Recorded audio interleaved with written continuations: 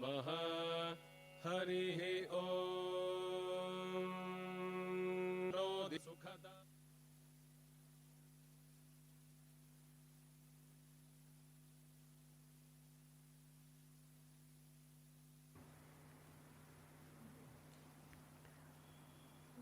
ಸ್ನೇಹಿತರೆ, ಕೃತಜ್ಞತೆಗೆ ಮೊದಲು ನಾಳಿನ ಕಾರ್ಯಕ್ರಮದ ಬಗ್ಗೆ ಒಂದು ನೆನಪು. ನಾಳೆಯಿಂದ 5 ದಿವಸಗಳ ಕಾಲ ಶ್ರೀ ದಿವಾಕರ್ ಹೆಗ್ಡೆ ಅವರು ಏಕವ್ಯಕ್ತಿ ತಾಳಮದ್ದಳೆಯ ಕಾರ್ಯಕ್ರಮವನ್ನು ನಡೆಸಿಕೊಡಲಿದ್ದಾರೆ. 5 ದಿವಸಗಳು ಕೂಡ ಬೇರೆ ಬೇರೆ ಪ್ರಸಂಗಗಳನ್ನು ತಿಳಿಸ್ಕೊಡ್ತಾರೆ. ಸಂಜೆ 6ರಿಂದ 7:30ವರೆಗೆ ತಾವೆಲ್ಲರೂ ಕೂಡ ಈ ಕಾರ್ಯಕ್ರಮದಲ್ಲಿ ಭಾಗವಹಿಸಬೇಕು ಅಂತ ಪ್ರಾರ್ಥನೆ ಮಾಡ್ತೇನೆ. ಮೊದಲನೆಯ ದಿವಸವೇ ತಿಳಿಸಿದಂತೆ ಈ ಒಂದು ಲಲಿತಾ ಸಹಸ್ರನಾಮದ ಪರ್ಯಾಯವನ್ನು ಶ್ರೀಮತಿ ನರಸಮ್ಮ ಮತ್ತು ಧಾರವಾಡ ಕೃಷ್ಣರಾವ್ ಸ್ಮರಣೆಯಲ್ಲಿ ಶ್ರೀಮತಿ ಸತ್ಯವತಿ ಅನಂತರಾವ್ ಅವರು ನೀಡಿರುವ ದತ್ತಿಯ ಆಶ್ರಯದಲ್ಲಿ, ದಿವಂಗತ ಬೆಳಗೆರೆ ಕೃಷ್ಣಶಾಸ್ತ್ರಿ ಜನ್ಮ ಶತಮಾನೋತ್ಸವ ದತ್ತಿಯ ಆಶ್ರಯದಲ್ಲಿ, ಶ್ರೀಮತಿ ಭಾರತಿ ಪಾರ್ಥಸಾರಥಿ ಶೆಟ್ಟಿ ದತ್ತಿಯ ಆಶ್ರಯದಲ್ಲಿ, ಶ್ರೀ ನಟರಾಜ್ ನೀಡಿರುವ ದತ್ತಿಯ ಆಶ್ರಯದಲ್ಲಿ ಹಾಗೂ ಈ ಸಂಸ್ಥೆಯ ಗೌರವ ಕಾರ್ಯದರ್ಶಿಯಾಗಿ ಸೇವೆ ಸಲ್ಲಿಸಿದಂತಹ ಶ್ರೀ ಧ್ರುವನಾರಾಯಣ ಅವರು ತಮ್ಮ ಶ್ರೀಮತಿಯವರ ಹೆಸರಿನಲ್ಲಿ ನೀಡಿರುವ ದತ್ತಿಯ ಆಶ್ರಯದಲ್ಲಿ ಆಯೋಜಿಸಲಾಗಿತ್ತು. ಮತ್ತು ಇದರೊಂದಿಗೆ ಕರ್ನಾಟಕ ಸರ್ಕಾರ ಈ ಸಂಸ್ಥೆಯ ಅಮೃತ ವರ್ಷ ಆಚರಣೆಯ ಸಂದರ್ಭದಲ್ಲಿ ನೀಡಿದ ಸಹಕಾರದಲ್ಲಿಯೂ ಕೂಡ ಈ ಒಂದು ಕಾರ್ಯಕ್ರಮವನ್ನು ಆಯೋಜಿಸಲಾಗಿದೆ. ಕರ್ನಾಟಕ ಸರ್ಕಾರದ ಕನ್ನಡ ಮತ್ತು ಸಂಸ್ಕೃತಿ ನಿರ್ದೇಶನಾಲಯದ ಎಲ್ಲ ಅಧಿಕಾರಿ ವರ್ಗಕ್ಕೂ ಹಾಗೂ ದತ್ತಿಯ ನ್ಯಾಸಕರ್ತರೆಲ್ಲರಿಗೂ ಕೂಡ ಈ ಸಂದರ್ಭದಲ್ಲಿ ತಮ್ಮೆಲ್ಲರ ಪರವಾಗಿ, ಸಂಸ್ಥೆಯ ಪರವಾಗಿ ಕೃತಜ್ಞತೆಗಳನ್ನು ಸಲ್ಲಿಸ್ತಾ ಇದ್ದೇನೆ. ತಮಗೆಲ್ಲ ತಿಳಿದಿರುವಂತೆ ಲಲಿತಾ ಸಹಸ್ರನಾಮ ಪ್ರಾರಂಭವಾಗಿ ಸುಮಾರು 3.5ರಿಂದ 4 ವರ್ಷಗಳ ಕಳೆದಿದೆ. ಬಹುಶಃ ಇನ್ನೆರಡು ಪರ್ಯಾಯ ಅಥವಾ 2-3 ಪರ್ಯಾಯದಲ್ಲಿ ಇದರ ಮಂಗಳವನ್ನು ನಾವು ನೋಡಲಿಕ್ಕಿದ್ದೇವೆ. ನಂತರ ವಿದ್ವಾನ್ ಗಣೇಶ್ ಭಟ್ ಹೋಬಳಿ ಅವರು ಲಲಿತಾ ತ್ರಿಶತಿಯನ್ನು ನಡೆಸಿಕೊಡೋರಿದ್ದಾರೆ.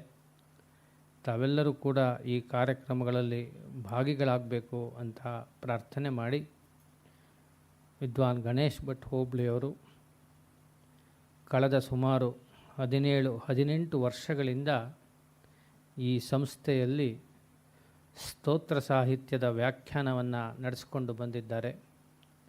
ಅವರಿಗೆ ಆಸ್ತಿಕ ಸಮಾಜದ ಮತ್ತು ಈ ಸಂಸ್ಥೆಯ ಎಲ್ಲ ಶ್ರೋತೃಗಳ ಪರವಾಗಿ ಭಕ್ತಿಪೂರ್ವಕ ಕೃತಜ್ಞತೆಗಳನ್ನು ಸಲ್ಲಿಸ್ತಾ ಇದ್ದೇನೆ.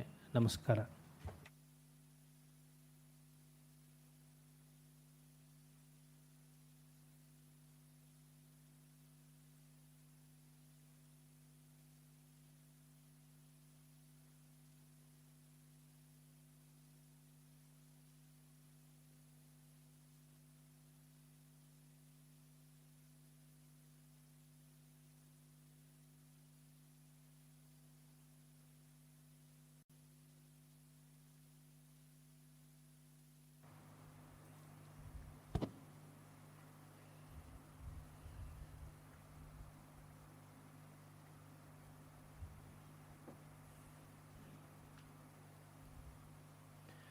ಯೋಂತಃ ಪ್ರವಿಶ್ಯ ಮಮ ವಾಚಮಿಮಾಂ ಪ್ರಸುಪ್ತಾಂ ಸಂಜೀವಯತ್ಯಖಿಲಶಕ್ತಿಧರಸ್ವಧಾಮ್ನಾ ಅನ್ಯಾಂಶ್ಚ ಹಸ್ತಚರಣಶ್ರವಣತ್ವಗಾದೀನ್ ಪ್ರಾಣಾನ್ನಮೋ ಭಗವತೆ ಪುರುಷಾಯ ತುಭ್ಯಂ. ಯಾ ವರ್ಣಪದವಾಕ್ಯಾರ್ಥಗದ್ಯಪದ್ಯಸ್ವರೂಪಿಣೀ ವಾಚಿ ನರ್ತಯತು ಕ್ಷಿಪ್ರಂ ಮೇಧಾಂ ದೇವಿ ಸರಸ್ವತೀ. ಶ್ರುತಿಸ್ಮೃತಿಪುರಾಣಾನಾಂ ಆಲಯಂ ಕರುಣಾಲಯಂ ನಮಾಮಿ ಭಗವತ್ಪಾದಂ ಶಂಕರಂ ಲೋಕಶಂಕರಂ.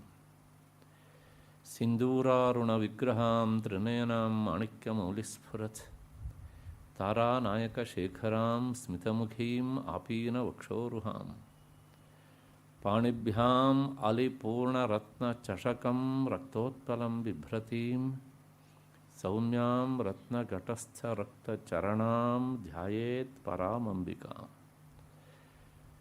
ದೃಶಾ ದ್ರಾಘೀಯಸ್ಯ ದರದಲಿತನೀಲೋತ್ಪಲರುಚ ದವೀಯಾಂಸಂ ದೀನಂ ಸ್ನಪಯ ಕೃಪಯಾ ಮಾಮಪಿ ಶಿವೆ ಅನೇನಾಯಂ ಧನ್ಯೋ ಭವತಿ ನಚತೆ ಹಾನಿರಿಯತ ವನೇ ವಾ ಹರ್ಮೇ ವಾ ಸಮಕರ ನಿಪಾತೋ ಹಿಮಕರಃ ವನೇ ವಾ ಹರ್ಮೇ ವಾ ಸಮಕರ ನಿಪಾತೋ ಹಿಮಕರಃ. ನನ್ನ ಅಧ್ಯಾತ್ಮ ಬಂಧುಗಳೇ ಹಾಗೂ ಎಲ್ಲ ಹಿರಿಯರೇ, ಈ ಸರಣಿಗೆ ದತ್ತಿ ನ್ಯಾಸಕರ್ತರಾಗಿ ಸಹಕರಿಸ್ತಾ ಇರುವಂಥ ಎಲ್ಲ ದತ್ತಿ ನ್ಯಾಸಕರ್ತರ ಪರಿವಾರದವರೇ ಹಾಗೂ ಕರ್ನಾಟಕ ಸರ್ಕಾರದ ಕನ್ನಡ ಮತ್ತು ಸಂಸ್ಕೃತಿ ಇಲಾಖೆಯ ಅಧಿಕಾರ ವರ್ಗದವರೇ, ನನ್ನ ಮತ್ತು ನಿಮ್ಮೆಲ್ಲರ ಹೃನ್ಮಂದಿರವನ್ನು ಬೆಳಗ್ತಾ ಇರುವಂಥ ಶ್ರೀಮಾತಾ ಎನ್ನುವಂಥ ಅಖಂಡ ಚೈತನ್ಯ ಸ್ವರೂಪಿಣಿಗೆ ಅನಂತ ಪ್ರಣಾಮಗಳನ್ನು ಸಲ್ಲಿಸಿ ಈ ಸರಣಿಯ ಈ ಕೊನೆಯ ಚಿಂತನೆಗೆ ಮುಂದಾಗ್ತಾ ಇದ್ದೇನೆ. ನಿನ್ನೆ ದಿವಸ ನಾವು ಜಗನ್ಮಾತೆಯನ್ನು ಕುರಿತು ವಿಚಾರ ಮಾಡ್ತಾ ಕೆಲವು ಅಂಶಗಳನ್ನು ಚಿಂತನೆ ಮಾಡಿದ್ವಿ. ಹಾಗೆ ಚಿಂತನೆ ಮಾಡಿದಂತಹ ಅಂಶಗಳಲ್ಲಿ ಮಾನವತಿ ಎನ್ನುವಂಥ ಒಂದು ನಾಮವು ಸಹ ಒಂದು. ಆ ಮಾನವತಿ ಅನ್ನೋದಕ್ಕೆ ಇವತ್ತಿನ ಆಡು ಭಾಷೆಯಲ್ಲಿ ಹೇಳಬೇಕು ಅಂದರೆ ನೇರವಾಗಿ ಮರ್ಯಾದಸ್ಥ ಹೆಣ್ಣು ಮಗಳು, ಎಲ್ಲರಿಗೂ ಸುಲಭವಾಗಿ ಅರ್ಥ ಆಗಬೇಕು ಅಂತ. ಎಂದೂ ಸಹ ತನ್ನ ಮರ್ಯಾದೆಯನ್ನು ಮೀರಿ ನಡ್ಕೊಂಡವಳಲ್ಲ ದೇವಿ. ಹಾಗಾಗಿ ಅವಳು ಮಾನವತಿ ಅಂತ. ಇದಕ್ಕಿರುವ ಬೇರೆ ಬೇರೆ 5 ಮುಖದ ಅರ್ಥಗಳನ್ನು ನಾನು ನಿಮ್ಮ ಮುಂದೆ ಇರಿಸಿದ್ದೇನೆ. ಇದಕ್ಕೆ ಮತ್ತೆ ಚಂದ್ರಿಕಾ ವ್ಯಾಖ್ಯಾನದವರು ಏನು ತಿಳಿಸಿದ್ರು ಅದನ್ನು ಮಾತ್ರ ನಾನು ಹೇಳಬೇಕಾದ ಒಂಚೂರು ಬಾಕಿ ಇತ್ತು. ಅವರೇನು ಈ ನಾಮದ ಬಗ್ಗೆ ಅಷ್ಟಾಗಿ ವಿಶೇಷವಾಗಿ ಹೇಳಲಿಲ್ಲ ಅಂದರೆ ಹೇಳಿದ್ದಾರೆ. ಅದೆಲ್ಲವೂ ಸಹ ನಾನು ಹೇಳಿದಂಥ ನಿನ್ನೆ ದಿವಸದ ವಿಷಯಲ್ಲೇ ಗತಾರ್ಥವಾದಂಥ ಅಂಶಗಳು. ಆದರೂ ಒಂದು ಮಾತನ್ನು ಅವ್ರು ಹೇಳ್ತಾರೆ, ಜಗನ್ಮಾತೆ ತಪ್ಪನ್ನು ಕ್ಷಮಿಸುವವಳಾದ್ದರಿಂದ ಆಕೆ ಮಾನವತಿ ಅಂತ. ಅಂದರೆ ಆಕೆಯ ಭರ್ತರು ಮಾಡಿದಂಥ ತಪ್ಪನ್ನು ಸಹ ಅವಳು ಖಂಡು ತುಂಡಾಗಿ ಒಪ್ಪದೇ ನೀನು ತಪ್ಪು ದಾರಿ ಹಿಡಿದಿದ್ದೀಯೆ ಅಂತ ಬೇರೆ ಬೇರೆ ಮಾರ್ಗದ ಮೂಲಕ ಸೂಚಿಸುವವಳು ಹೌದು.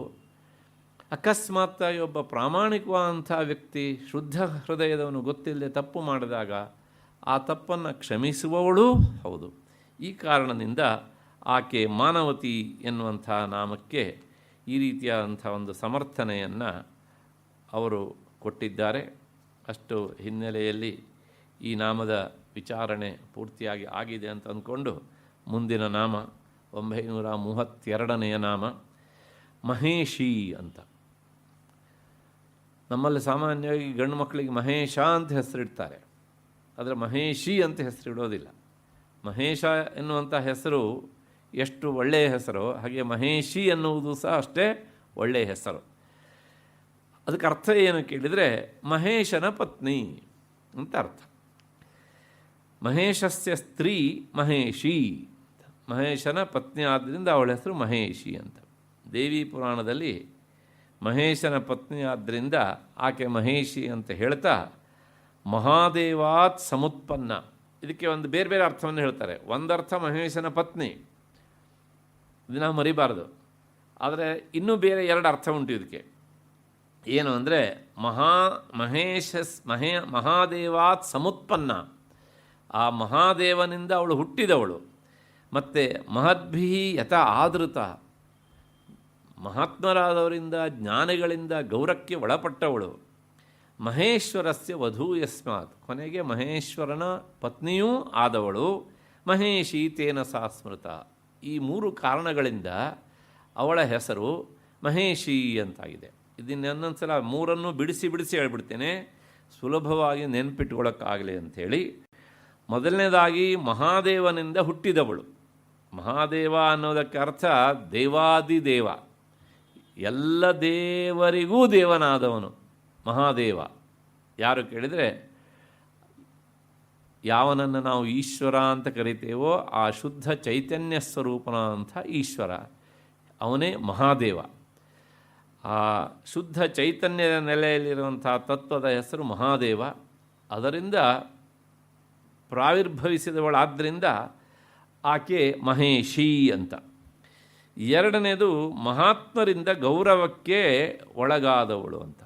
ಯಾವಾಗಲೂ ಅಷ್ಟೇ, ಒಬ್ಬ ಮಹಾತ್ಮ ಇನ್ನೊಬ್ಬ ಮಹಾತ್ಮನನ್ನು ಮಾತ್ರ ಗೌರವದಿಂದ ಕಾಣಬಹುದು ಅಷ್ಟೇ ಹೊರತನು ಅಮಹಾತ್ಮನನ್ನು ಗೌರವದಿಂದ ಕಾಣೋದಕ್ಕೆ ಸಾಧ್ಯ ಇಲ್ಲ. ಹಾಗಾಗಿ ಜಗನ್ಮಾತೆಯ ವಿಷಯದಲ್ಲಿ ಯಾವುದೇ ಸಾಧಕರಾಗಲಿ ಮತ್ತು ಬೇರೆ ರೀತಿಯ ವಿಚಾರ ಮಾಡೋ ಹಾಗಿಲ್ಲ. ಈ ಮಾತು ಯಾಕೆ ಹೇಳ್ತೇನೆ ಅಂದರೆ, ನೋಡಿ, ನಮ್ಮಲ್ಲಿ ಶೈವ ವೈಷ್ಣವ ಗಲಾಟೆ ಲಾಗಾಯಿತು ಉಂಟು, ಶಿವ ಹೆಚ್ಚು ಅಂತ. ಹಾಗಾಗಿ ನಾವು ವಿಷ್ಣುವನ್ನು ಪೂಜೆ ಮಾಡೋದಿಲ್ಲ ಅಂತ ಕೆಲವು ಜನ. ಹಾಗೆ ಹೇಳೋರು ಬಹಳ ಅಪರೂಪ. ಅದು ಇನ್ನು ಕೆಲವು ಜನ ಇದ್ದಾರೆ, ವಿಷ್ಣುವೇ ಶ್ರೇಷ್ಠ. ಎಷ್ಟು ಶ್ರೇಷ್ಠ ಅಂದರೆ ವಿಷ್ಣು ಶ್ರೇಷ್ಠ ಅಂತೇಳಿ ಅವ್ರಿಗೆ ಶಿವನ ಕಂಡ್ರೆ ಅಲರ್ಜಿ. ಬರೀ ಅಲರ್ಜಿ ಅಷ್ಟೇ ಅಲ್ಲ, ದೇವರ ಸ್ವರೂಪಕ್ಕೆ ಬರಲಿಕ್ಕೆ ಯೋಗ್ಯನೇ ಅಲ್ಲ ಅವ್ರ ಪ್ರಕಾರ. ಇದು ನನ್ನ ಪ್ರಕಾರ ಅಲ್ಲ ಹೀಗೆ ಅಂತ. ಅವನ ಹೆಸರು ಹೇಳೋದು ಅಪರಾಧ ಅಂತ. ಅಷ್ಟರ ಮಟ್ಟಿಗೆ ಒಂದನ್ನು ಒಪ್ಪಿಕೊಳ್ಳುವುದು ಅಂದರೆ ಇನ್ನೊಂದನ್ನು ಆ ರೀತಿಯಲ್ಲಿ ತಿರಸ್ಕಾರ ಮಾಡುವುದಾ? ಒಪ್ಪಿಕೊಂಡು ನಿಮ್ಮ ಸತ್ವಗುಣ ಹೆಚ್ಚಾಯಿತು ಅಂತ ಭಾವಿಸಬೇಕು, ತಿರಸ್ಕರಿಸುವುದರ ಮೂಲಕ ನಿಮ್ಮ ರಜೋಗುಣ ಹೆಚ್ಚು ಮಾಡಿಕೊಂಡ್ರಿ ಅಂತ ಹೇಳಬೇಕು. ನಾನು ಹೇಳ್ತೀನಿ ಅಂತ ಒಪ್ಕೊಳ್ಬೇಡಿ, ನೀವು ವಿಚಾರ ಮಾಡಿ. ಸಾಧಕನಿಗೆ ಬೇಕಾದದ್ದು ಇನ್ನೊಬ್ಬರನ್ನು ಹಳಿಯುವುದಲ್ಲ, ಇನ್ನೊಂದು ತತ್ವವನ್ನು ನಿಂದಿಸುವುದಲ್ಲ. ಬೇಕಾದೋ ಇಲ್ಲ. ಹಾಗಾಗಿ ವಿಷ್ಣು ಒಪ್ಕೊಳ್ಳೋಣ ಖಂಡಿತವಾಗಿಯೂ ಸಹ. ಯಾಕೆ ಈ ಮಾತು ಹೇಳ್ತೀನಿ ಕೇಳಿದರೆ, ವಾಸ್ತವಿಕ ನೆಲೆಯಲ್ಲಿ ವಿಷ್ಣುವೂ ಹೇಗೆ ಮಾಯಾಜನ್ಯನೋ ಬ್ರಹ್ಮನೂ ಹಾಗೇನೆ ಮತ್ತು ರುದ್ರನೂ ಹಾಗೇನೆ. ಈ ಮೂವರಿಗೂ ಸಹ ಕಾರಣಗಳಾದವಳು ಜಗನ್ಮಾತೆ. ಜಗನ್ಮಾತೆ ಮಾಯೆಯಿಂದ ಇವರು ಆದವರು ಅಂತ ಆದಮೇಲೆ ಮಾಯೆಯಿಂದ ಆದದ್ರೊಳಗೆ ಯಾವುದು ಶ್ರೇಷ್ಠ ಯಾವುದು ನಿಕೃಷ್ಟ, ಯು ಡಿಸೈಡ್ ಅಲ್ವಾ? ಆದ್ದರಿಂದ ಈ ತ್ರಿಮೂರ್ತಿಗಳಲ್ಲಿ ಪಕ್ಷಪಾತ ಮಾಡುವವರಿಗೆ ಒಂದು ಲೈಸೆನ್ಸ್ ಸಿಗತ್ತಂತೆ, ನೇರ ಲೈಸೆನ್ಸ್. ಎಲ್ಲಿಗೆ ಅಂದರೆ ನರಕಕ್ಕೆ ಹೋಗೋದಕ್ಕೆ. ಉಪನಿಷತ್ತು ಪದೇ ಪದೇ ಹೇಳುತ್ತೆ ಈ ಮಾತನ್ನು, ಪುರಾಣಗಳೇ ಹೇಳುತ್ತವೆ, ಸೂತ ಸಂಹಿತೆ ಹೇಳುತ್ತೆ ಹೀಗೆ ಅಂತ. ಆದ್ರೂ ಸಹ ನಮಗೆ ನಮ್ಮ ಮನಸ್ಸಿಗೆ ಮೊದಲು ಒಂದು ವಿಷಯದ ಬೀಜಾವಾಪ ಮಾಡಿಬಿಟ್ರೆ ಈ ಜನ್ಮ ಮುಗಿದ್ರೂ ಸಹ ಅದು ಹೋಗೋದಿಲ್ಲ. ಹಾಗಾಗಿ ಆ ಪ್ರಥಮ ಶ್ರವಣ ಅನ್ನೋದಿದೆಯಲ್ಲ, ಅದು ಸಾಧ್ಯವಾದಷ್ಟು ಸ್ವಚ್ಛ ವಿಷಯ ಆಗಿರಬೇಕು. ಇದನ್ನು ಯಾಕೆ ಹೇಳೋದೆ ಕೇಳಿದರೆ, ನೋಡಿ, ವಿಷ್ಣುವನ್ನು ಪೂಜೆ ಮಾಡುವವರು ಶಿವನನ್ನು ಪೂಜೆ ಮಾಡೋದಿಲ್ಲ, ಶಿವನನ್ನು ಪೂಜೆ ಮಾಡೋರು ವಿಷ್ಣುವನ್ನು ಪೂಜೆ ಮಾಡಿ ಯಾರು. ಇನ್ನು ಬ್ರಹ್ಮನಿಗಂತೂ ಆ ವ್ಯವಸ್ಥೆ ಇಲ್ಲ. ಅದರ ಸ್ವಾರಸ್ಯ ಅಂದರೆ ಇವರೆಲ್ಲರೂ ಸಹ ದೇವಿಯನ್ನು ಒಂದೆಲ್ಲ ಒಂದು ಕ್ರಮದಲ್ಲಿ ಪೂಜೆ ಮಾಡೇ ಮಾಡ್ತಾರೆ. ನೀವು ಬೇಕಾದ್ರೆ ಲಕ್ಷ್ಮಿ ಅಂತಲೇ ಕರೆದು ಪೂಜೆ ಮಾಡಿ.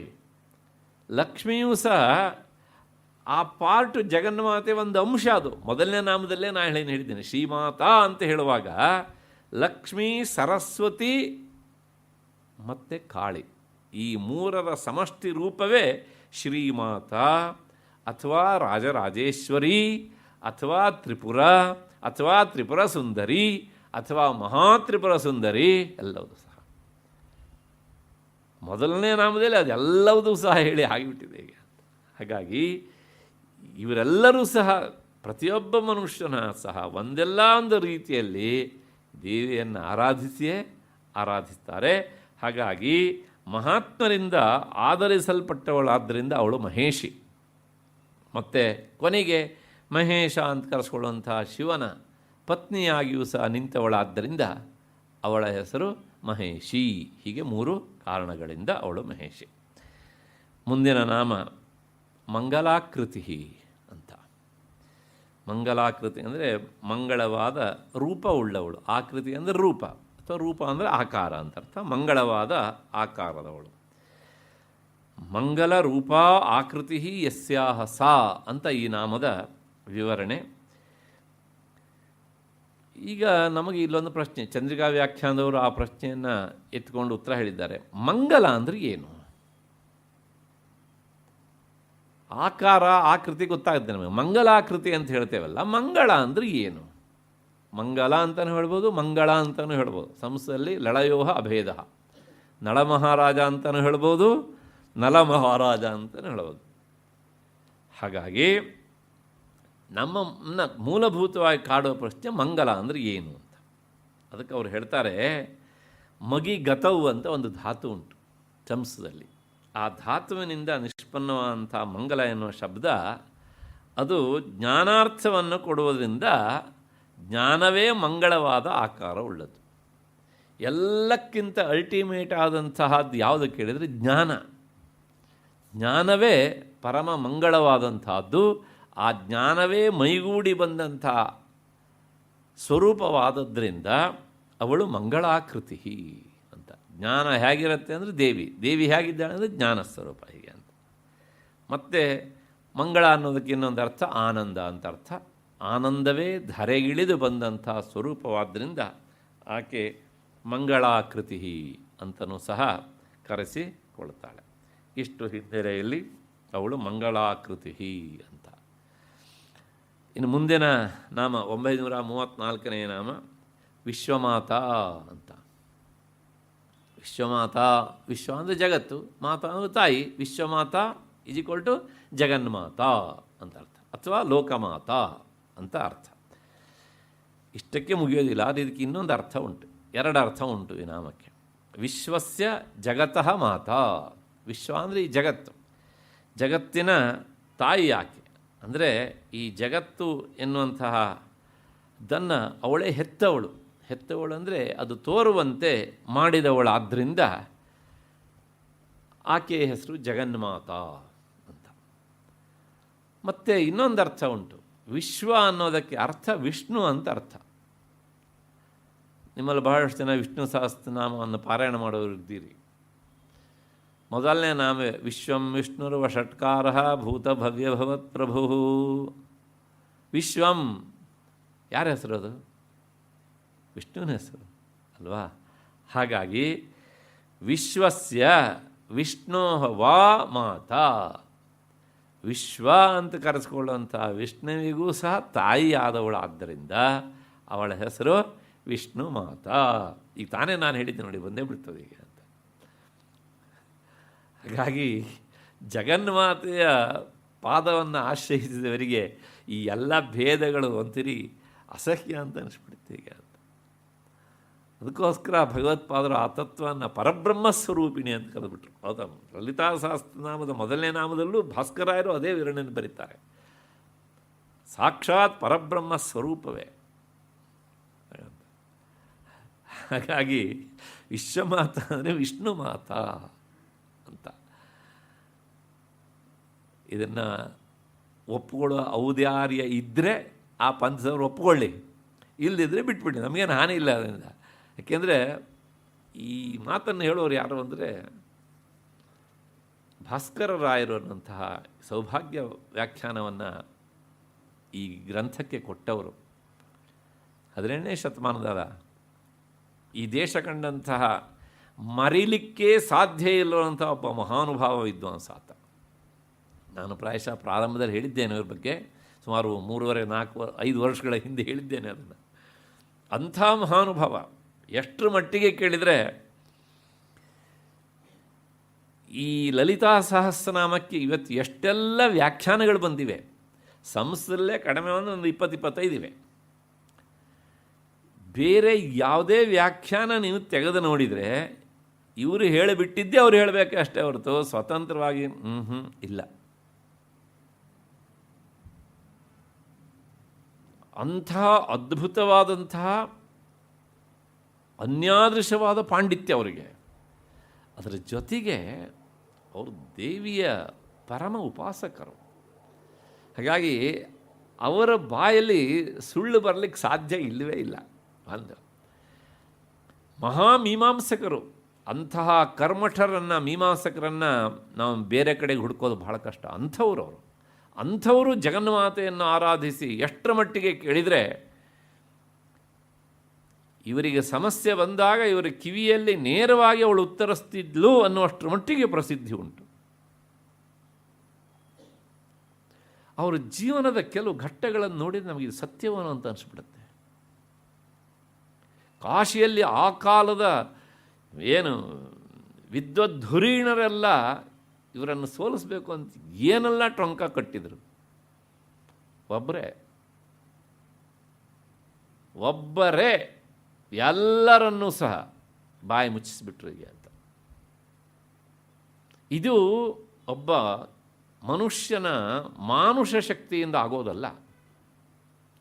ಆಗ ಅಲ್ಲಿ ಬಂದಂಥ ಒಬ್ಬರು ಯತಿಗಳು ಹೇಳ್ತಾರೆ, ದೊಡ್ಡ ಸಾಧಕರು ಅವರು, ಯಾಕೆ ಸುಮ್ಮನೆ ಅವ್ರ ಜೊತೆಗೆ ಹೋಗ್ತೀರಿ ಈ ಚರ್ಚೆ ಮಾಡೋದಕ್ಕೆ ನೀವು? ನಾನು ನೋಡ್ತಾ ಇದ್ದೇನೆ, she is sitting on his shoulder, she is in the form of Bala.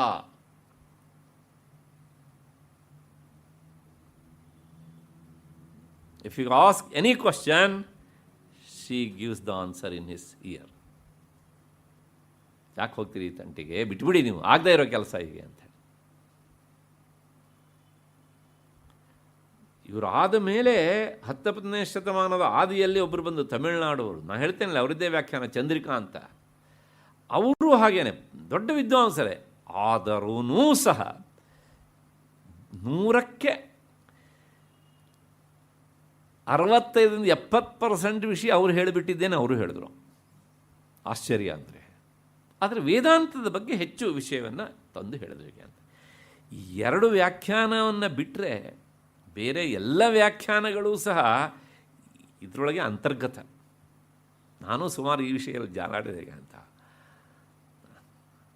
ಆದರೆ ಇವರು ಮಾತ್ರ ಏನು ಹೇಳಿದ್ರು ಅಂದು ಇವತ್ತಿಗೂ ಸಹ ಸ್ವಲ್ಪ ಪರಿಚಯ ಇದ್ದರೆ ಕೇಳ್ತಾರೆ, ಲಲಿತಾ ಸಹಸ್ರನಾಮ, ಓ ಸೌಭಾಗ್ಯ ಭಾಸ್ಕರ ನೋಡಿರಬೇಕಲ್ವ ನೀವು. ಈ ಸಂದರ್ಭ ಬಂದಾಗಿದ್ದಕ್ಕೆ ಒಂದು ಮಾತು ಹೇಳಿಬಿಡ್ತೇನೆ.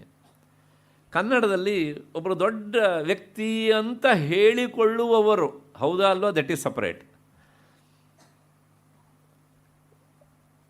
ಲಲಿತಾ ಸಹಸ್ರನಾಮವನ್ನು ಬರೆದರು. ಆಗ ಒಬ್ಬ ಯತಿಗಳ ಹತ್ರ ಹೋಗಿ ಕೇಳಿದರು ಅವರು, ಈಗ ನಾನು ಲಲಿತಾ ಸಹಸ್ರನಾಮಕ್ಕೆ ವ್ಯಾಖ್ಯಾನ ಮಾಡಿದ್ದೇನೆ, ತಾವು ಆಶೀರ್ವಾದ ಬರ್ಕೊಡ್ಬೇಕು ಅಂತ. ತಕ್ಷಣ ಅವ್ರು ಕೇಳಿದ್ದು, ಯಾವ ವ್ಯಾಖ್ಯಾನ ಇಟ್ಕೊಂಡು ನೀವು ಕನ್ನಡಕ್ಕೆ ತಂದ್ರಿ? ಆಗ ಅವ್ರು ಹೇಳಿದ್ದು ಏನು ಅಂದರೆ, ಇಲ್ಲ ನಾನೇ ನನ್ನ ಮನಸ್ಸಿನಿಂದ ಏನು ತೋರುತ್ತೋ ಅದನ್ನು ಬರೆದಿದ್ದೇನೆ.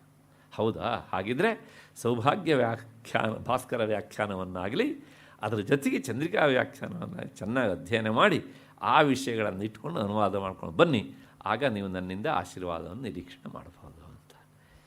ಯಾಕೆ ಈ ಮಾತನ್ನು ಹೇಳ್ತೇನೆ ಕೇಳಿದರೆ, ಎಲ್ಲವನ್ನೂ ನಾನೇ ಹೇಳ್ತೇನೆ ಅಂತ ಹೇಳೋದಕ್ಕೆ ಯಾರೇ ಪರ್ಫೆಕ್ಟ್? ನಾವು ಇತಿಹಾಸ ಇಲ್ಲದೆ ವರ್ತಮಾನ ಕಾಲ ಉಂಟ? ನಮ್ಮ ಪೂರ್ವಜರು ಕೊಟ್ಟಂಥ ಒಂದೊಂದು ವಿಷಯಗಳನ್ನು ನೋಡಿದರೆ ಇದನ್ನು ಓದೋದಕ್ಕೂ ನಮಗೆ ಅರ್ಹತೆ ಇದೆಯಾ ಅಂತ ಅನಿಸ್ಬಿಡುತ್ತೆ ಕೆಲವು ಸಲ. ಇಂಥ ಸ್ಥಿತಿಯಲ್ಲಿ ನಾನು ಲಲಿತಾ ಸಹಸ್ರನಾಮಕ್ಕೆ ಸ್ವತಂತ್ರವಾಗಿ ವ್ಯಾಖ್ಯಾನ ಮಾಡಿದ್ದೇನೆ ಅಂತ ಅಂದರೆ ಅದು ಯಾರಿಗೆ ಸಾಧ್ಯ ಅಂತಂದರೆ, ಅವಳು ಯಾರ ಮನಸ್ಸಿನಲ್ಲಿ ನುಡಿಸ್ತಾಳೋ ಅಥವಾ ಆಕೆನೇ ಇದಕ್ಕೆ ಹೀಗೆ ಬರಿ ಅಂತ ಯಾರ ಕಿವಿಯಲ್ಲಿ ಹೇಳ್ತಾಳೋ ಅವರು ಮಾತ್ರ ಅದನ್ನು ಮಾಡೋದಕ್ಕೆ ಸಾಧ್ಯ. ಏಕೆಂದರೆ ನಾನು ಎಷ್ಟೋ ನಾಮಗಳನ್ನು ಅಧ್ಯಯನ ಮಾಡುವಾಗ ಅದನ್ನು ಪ್ರತ್ಯಕ್ಷ ಏನು ನಮ್ಮ ಹತ್ರ ಆಗತ್ತಾ ಇದು ಅಂತ ಅನಿಸ್ಬಿಡುತ್ತೆ ಅಷ್ಟು ಮಟ್ಟಿಗೆ. ಸುಮ್ಮನೆ ಒಂದು ಸಿಂಪಲ್ ನಾಮ ಹೇಳ್ತೇನೆ ನಿಮಗೆ. ಸಿಂಪಲ್ ನಾಮ ಅಂತ ನಾನು ಹೇಳ್ಬಾರ್ದು, ಕ್ಷಮಿಸಿ. ನಾಮಪಾರಾಯಣ ಪ್ರೀತ, ನಾಮಪಾರಾಯಣದಿಂದ ಪ್ರೀತಳಾಗುವವಳು ಅಂತ ನೀವು ಕೇಳಿ 100 ಜನರತಿ ಇದಕ್ಕೇನು ಅರ್ಥ ಅಂತ. ನಾನು ಹಾಗೆ ತಿಳ್ಕೊಂಡಿದ್ದೀನಿ.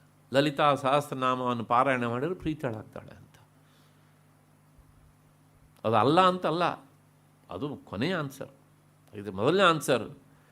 ಇಡೀ ಅಕ್ಷರ ಸಾಮ್ರಾಜ್ಯವನ್ನು ತಂದು ಸುಮಾರು 21,700 ಅಕ್ಷರಗಳನ್ನು ಮಾಡಿ ಹೇಳ್ತಾರೆ ಅವರು. ಇದು ಪಾರಾಯಣ ಅಂತ.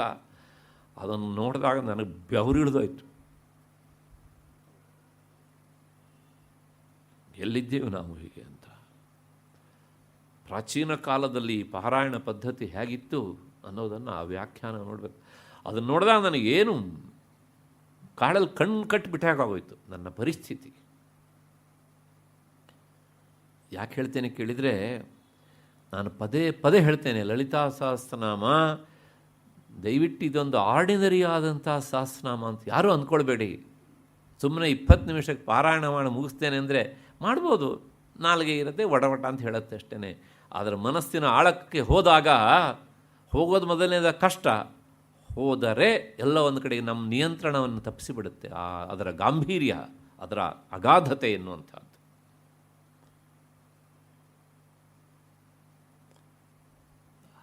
ಅದನ್ನು ಮುಂದೆ ಬರಲಿಕ್ಕಿರುವಂಥ ಕೃತಿಯಲ್ಲೂ ಸಹ ಅದನ್ನು ಸೇರಿಸ್ತಾ ಇದ್ದೇನೆ ನಾನು.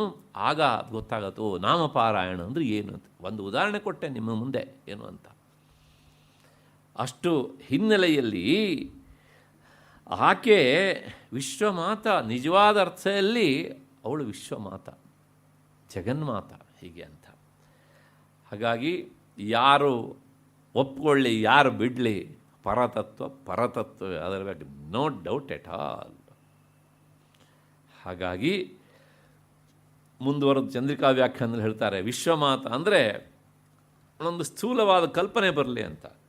ಅವಳು ವಿಶ್ವವನ್ನು ಹೆರುವ ತಾಯಿ, ಜಗತ್ತನ್ನು ಹೆರುವ ತಾಯಿ. ಅಂದರೆ ಅವಳ ಆ ಒಂದು ವಿರಾಟ್ ರೂಪವನ್ನು ನೀವು ಮನಸ್ಸಿಗೆ ತಂದುಕೊಳ್ಳಿಕ್ಕೆ ಸಾಧ್ಯ ಇದ್ದರೆ ತಂದುಕೊಳ್ಳಿ.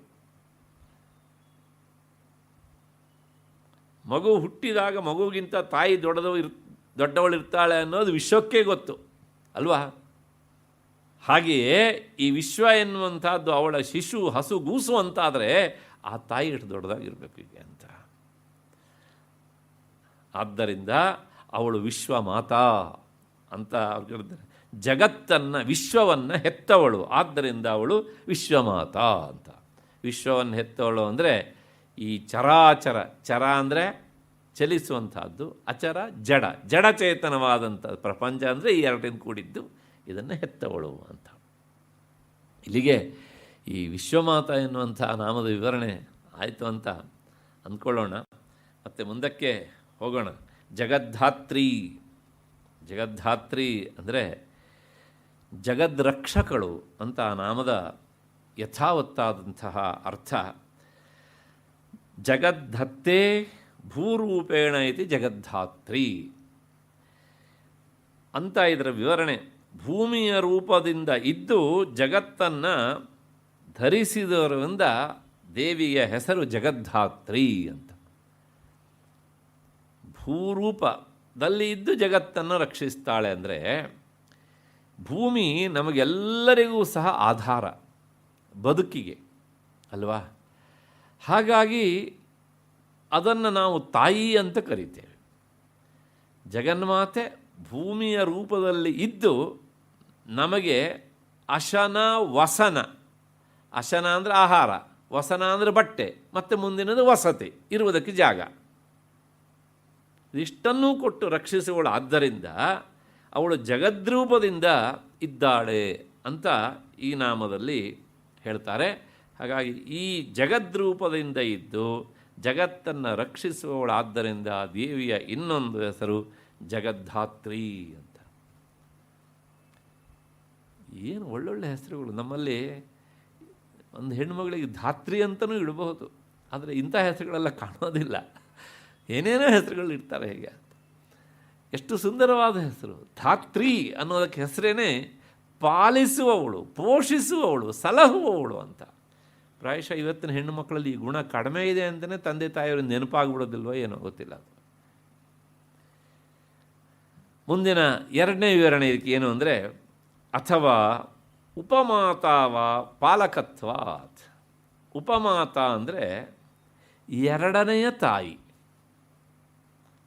ಜನ್ಮ ಕೊಟ್ಟ ತಾಯಿ ಮೊದಲ ತಾಯಿ ಆದರೆ ಆ ತಾಯಿಗೂ ತಾಯಿಯಾದವಳು ಮತ್ತು ನಮ್ಮನ್ನು ಸಲಹುವವಳು, ಆದ್ದರಿಂದ ಅವಳು ಎರಡನೆಯ ತಾಯಿ ಅಂತ.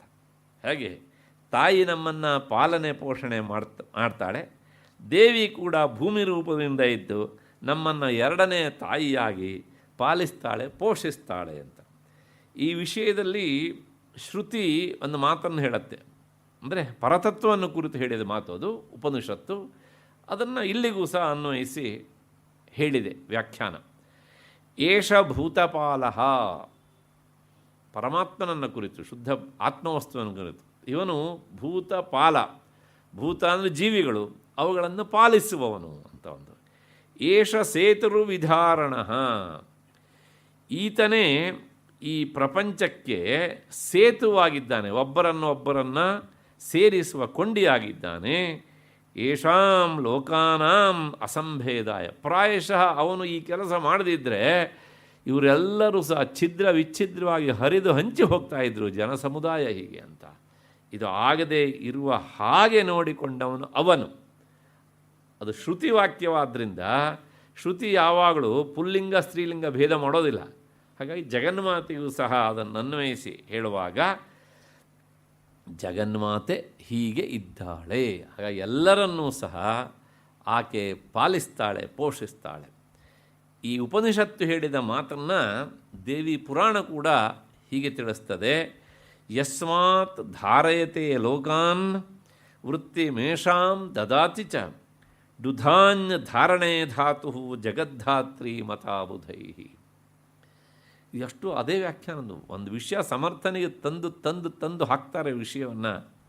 ಹಾಗಾಗಿ ಒಂದೊಂದು ನಾಮಕ್ಕೆ 8-10 ಅರ್ಥಗಳನ್ನು ಅವರು ಹೇಳೋದಕ್ಕೆ ಸಾಧ್ಯ ಆಯಿತು ಅಂತ ಕಾಣುತ್ತೆ. ಅಷ್ಟೊಂದು ಉಪೋದ್ಬಲಕವಾದಂಥ ಪುಷ್ಟಿಗಳನ್ನು, ಪಾಯಿಂಟ್ಸ್ಗಳನ್ನು ಕೊಡ್ತಾ ಹೋಗ್ತಾರೆ. ಹೀಗೆ ಹೀಗೆ ಹೀಗೆ ಅಂತ ಹೇಳ್ತಾರೆ. ಲೋಕಗಳನ್ನು ಧರಿಸುವುದರಿಂದ, ಲೋಕಗಳನ್ನು ಧರಿಸುವುದು ಒಂದೇನು, ಈಗ ಶರ್ಟ್ ಧರಿಸೋದು ಹಾಕ್ಕೊಳ್ಳೋದು ಅಂತಷ್ಟೇ ಅಲ್ಲ, ಅದರ ಇರುವಿಕೆಗೆ ಬೇಕಾದ ವ್ಯವಸ್ಥೆ ಮಾಡುವುದು, ಅದು ಧಾರಣೆ ಹೀಗೆ ಅಂತ. ಮತ್ತು ಜನರಿಗೆ ವೃತ್ತಿಗಳನ್ನು ನೀಡುವುದು. ವೃತ್ತಿ ಅಂದರೆ ಉದ್ಯೋಗ, ಹೊಟ್ಟೆ ಹೊರ್ಕೊಳ್ಳೋದಕ್ಕೆ ಬೇಕಾದಂಥ ಅವಕಾಶ. ಭೂಮಿಯ ರೂಪದಲ್ಲಿ ಇದ್ದು ಇರುವಿಗೆ ಕಾರಣಲಾದ ಅವಳೇ ವೃತ್ತಿಯನ್ನು ಕೊಡ್ತಾಳೆ. ಯಾಕೆ ನಾವು ವೃತ್ತಿ ಮಾಡಿ ಬದುಕೋದು ಈ ಭೂಮಿಯಲ್ಲೇ ತಾನೆ. ಎಲ್ಲರೂ ಕೆಲಸ ಮಾಡ್ತೀರಿ ಅಮೇರಿಕದಲ್ಲಿ, ಅದು ಏನು ಭೂಭಾಗವೇ ತಾನೆ. ಎಲ್ಲರೂ ಕೆಲಸ ಮಾಡ್ತೀರಿ ಪಂಜಾಬ್ದಲ್ಲಿ, ಮತ್ತು ಅದು ಭೂಭಾಗನೇ ತಾನೆ. ಹೌದು ತಾನೆ. ನೀವು ಎಲ್ಲಿಂದ ಎಲ್ಲಿಗಾರು ಹೋಗ್ರಿ, ನೀವು ಎಲ್ಲೇ ಕೆಲಸ ಮಾಡಿ ಆ ಕೆಲಸ ಮಾಡೋ ಜಾಗ ಭೂಮಿಯಲ್ಲೇ ಆಗಬೇಕು. ಆಕಾಶದಲ್ಲಿ ಕೆಲಸ ಮಾಡಿದ್ರು ಭೂಮಿಯಿಂದನೇ ಹೋಗಬೇಕು ಮತ್ತು ಇಳಿಬೇಕು ಅಷ್ಟೇ. ಯಾಕೆ ಹೋದೆ ಅಂದರೆ ಇಳಿಯೋದಕ್ಕೆ ಹೋದೆ ಅಂತ ಅಷ್ಟೇ ಅಲ್ವಾ. ಅಲ್ಲೇ ಪರ್ಮನೆಂಟ್ ಆಗಿರೋಕ್ಕಾಗೋದಿಲ್ಲ. ಯಾರೋ ಹುಚ್ಚರು ಕೆಲವು ಜನ ಫ್ಲೈಟಲ್ಲೇ ಮದುವೆ ಆಗ್ತಾರಲ್ಲ, ಅಲ್ಲೇ ಇದ್ಬಿಡಿ ಪರ್ಮನೆಂಟ್ ಆಗಿ ಅಂತ ಹೇಳಬೇಕು. ಫ್ಯೂಯಲ್ ಏನಾದ್ರು ಅಲ್ಲೇ ವ್ಯವಸ್ಥೆ ಇದ್ದರೆ ಪರ್ಮನೆಂಟ್ ಆಗಿರ್ತಿದ್ರೆ ಪಾಪ. ಆದರೆ ಗ್ರಹಚಾರ ಅದು ಸಹ ಸಿಗೋದು ಭೂಮಿಯಲ್ಲೇ ನೋಡಿ. ಏನು ಆಕಾಶದಿಂದ ನಿನಗೆ ಸುರಿಯತ್ತ ಅದು ಇಲ್ವಲ್ಲ. ಹಾಗಾಗಿ ಇರುವಿಗೆ ಕಾರಣಗಳಾದವಳು, ನಮ್ಮ ದೇಹದ ಇರುವಿಕೆ ಕಾರಣಗಳಾದಳು. ದೇಹದ ಇರುವಿಕೆ ಅಂದರೆ ಆಹಾರದ ಮೂಲಕ ಬದುಕುವುದಕ್ಕೂ ಉದ್ಯೋಗದ ಮೂಲಕ ಕಾರಣಗಳಾದವಳು. ಆದ್ದರಿಂದ ಅವಳ ಹೆಸರು ಏನು ಅಂದರೆ ಜಗದ್ಧಾತ್ರಿ ಅಂತ.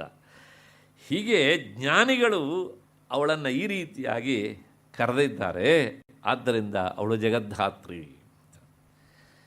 ಚಂದ್ರಿಕಾ ವ್ಯಾಖ್ಯಾನಕಾರರು ಹೇಳ್ತಾರೆ, ಹಿಂದಿನ ನಾಮದಲ್ಲಿ ಅವಳನ್ನು ವಿಶ್ವಮಾತಾ ಅಂತ ಕರೆದಿತ್ತು. ಅಂದರೆ ಈ ಜಗತ್ತಿನ ಹುಟ್ಟಿಗೆ ಕಾರಣಗಳಾದವಳು, ಜಗತ್ತನ್ನು ಹೆತ್ತವಳು, ಜಗತ್ಪ್ರಸೂತಿ ಅಂತ ಅವಳ ಹೆಸರು. ಯಾವಳು ಹೆರ್ತಾಳೋ ಆ ಮಗುವಿನ ಪಾಲನೆ ಪೋಷಣೆಯನ್ನು ಯಾರು ಮಾಡ್ತಾರೆ? ತಾಯಿಯೇ ಮಾಡಬೇಕಲ್ವ. ಹಾಗಾಗಿ ಹಿಂದಿನ ನಾಮದಲ್ಲಿ ಜಗತ್ತನ್ನು ಹೆತ್ತವಳು ಅಂತ ಹೇಳಿದ್ದಕ್ಕೆ ಈ ನಾಮದಲ್ಲಿ ಹೇತುವಾಗಿ ಸಮರ್ಥನೆಯಾಗಿ ಹೇಳ್ತಾರೆ, ಈ ನಾಮ ಬಂದಿದ್ದೇ ಅದಕ್ಕೋಸ್ಕರ, ಜಗತ್ತನ್ನು ಪಾಲಿಸುವವಳು. ಅಂದರೆ ಚರಾಚರವಾದಂತಹ ಈ ಜಗತ್ತನ್ನು ಅವಳೇ ಪಾಲನೆ ಪೋಷಣೆ ಮಾಡ್ತಾಳೆ. ಆದ್ದರಿಂದ ಅವಳು ಜಗದ್ಧಾತ್ರಿ. ಅವರೊಂದು ಸಮರ್ಥನೆ ಮಾತು ಹೇಳ್ತಾರೆ, ಡುಧಾನ್ಯ ಧಾರಣ ಪೋಷಣೆಯೋ. ಸಂಸ್ಕೃತದಲ್ಲಿ ಧಾನ್ಯ ಧಾರಣೆ ಅಂತ ಒಂದು ಧಾತು ಉಂಟು. ಆ ಧಾತು ರೂಟ್ ಇದೆಯಲ್ಲ, ಅದರ ಅರ್ಥನೇ ಧಾರಣೆ, ಧರಿಸು ಮತ್ತು ಪೋಷಣೆ. ಅಂದರೆ ಅವರು ಬದುಕಲಿಕ್ಕೆ ಏನು ಬೇಕೋ ಅದನ್ನು ಮಾಡು, ಮತ್ತು ಅವರು ಇರುವಿಗೆ ವ್ಯವಸ್ಥೆ ಮಾಡೋದಕ್ಕೆ ಏನು ಬೇಕೋ ಅದನ್ನು ಮಾಡುವುದೇ ಧಾರಣೆ ಅಂತ ಅರ್ಥ. ಒಂದೇ ಶಬ್ದ ಎರಡು ಅರ್ಥವನ್ನು ಸಹ ಕೊಡುತ್ತೆ. ಹಾಗಾಗಿ ಈ ನಾಮ ಸಹಜವಾಗಿಯೇ ಇರುವಿಕೆಗೆ ಮತ್ತು ಬದುಕಲಿಕ್ಕೆ ಏನು ಬೇಕೋ ಆ ವ್ಯವಸ್ಥೆ ಮಾಡುವವಳು. ಆದ್ದರಿಂದ ಅವಳು ಜಗದ್ಧಾತ್ರಿ ಅಂತ ಆಕೆಯನ್ನು ಈ ನಾಮ ಕರೆದಿದೆ. ಈ ರೀತಿಯಾಗಿ ಅವಳು ಜಗದ್ಧಾತ್ರಿ ಅಂತ.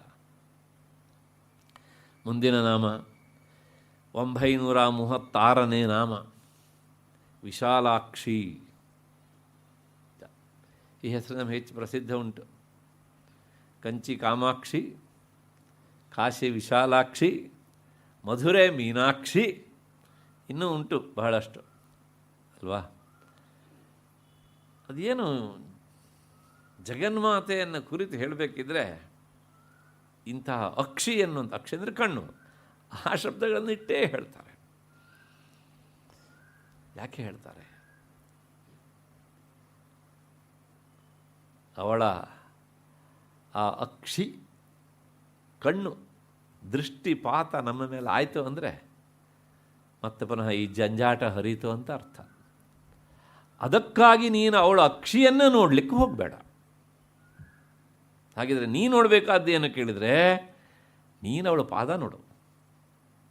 ಅವಳ ಪಾದ ನೋಡು ನೀನು, ಅಂದರೆ ಪಾದ ಹಿಡಿ, ಬಿಡಬೇಡ.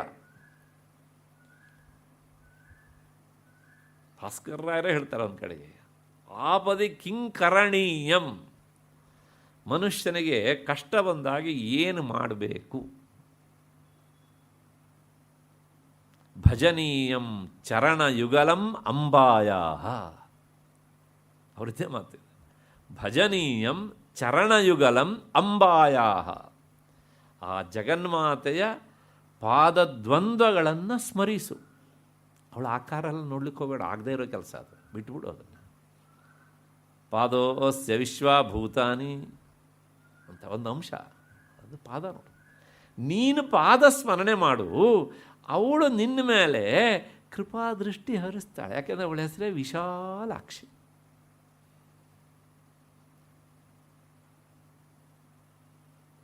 ವಿಶಾಲಾಕ್ಷಿಗೆ ಅರ್ಥ ಇನ್ನೂ ನಾಮಕ್ಕೆ ಬಂದಿಲ್ಲ.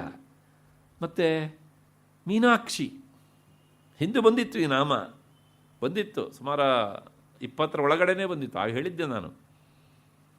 ಜಗನ್ಮಾತೆಗೆ ಮೀನಾಕ್ಷಿ ಅಂತ ಕರೀತಾರೆ. ಅಂದರೆ ಅವಳ ಕಣ್ಣು ಮೀನಿನಂತೆ ಉಂಟಂತೆ. ಇದನ್ನು ಕೇಳಿದಾಗ ನಮಗನ್ನಿಸುತ್ತೆ, ಇನ್ನೇನು ಇವ್ರಿಗೆ ಉಪಮಾನ ಬೇರೆ ಯಾವುದೂ ಸಿಗಲಿಲ್ವಾ? ಪದ್ಮಾಕ್ಷಿ ಅಂತ ಕರಿಬೋದಿತ್ತಲ್ವಾ, ಕಮಲಾಕ್ಷಿ ಅಂತ ಕರಿಬೋದಿತ್ತಲ್ವಾ. ಹೋಗಿ ಹೋಗಿ ಆ ಜಲಚರ ನೀರಲ್ಲಿರೋ ಹೊಲಸನ್ನು ತಿಂದ್ಕೊಂಡು ಬದುಕುವ ಆ ಮೀನ ಇವಳ ಕಣ್ಣಿಗೆ ಒಂದು ಉಪಮಾನವ.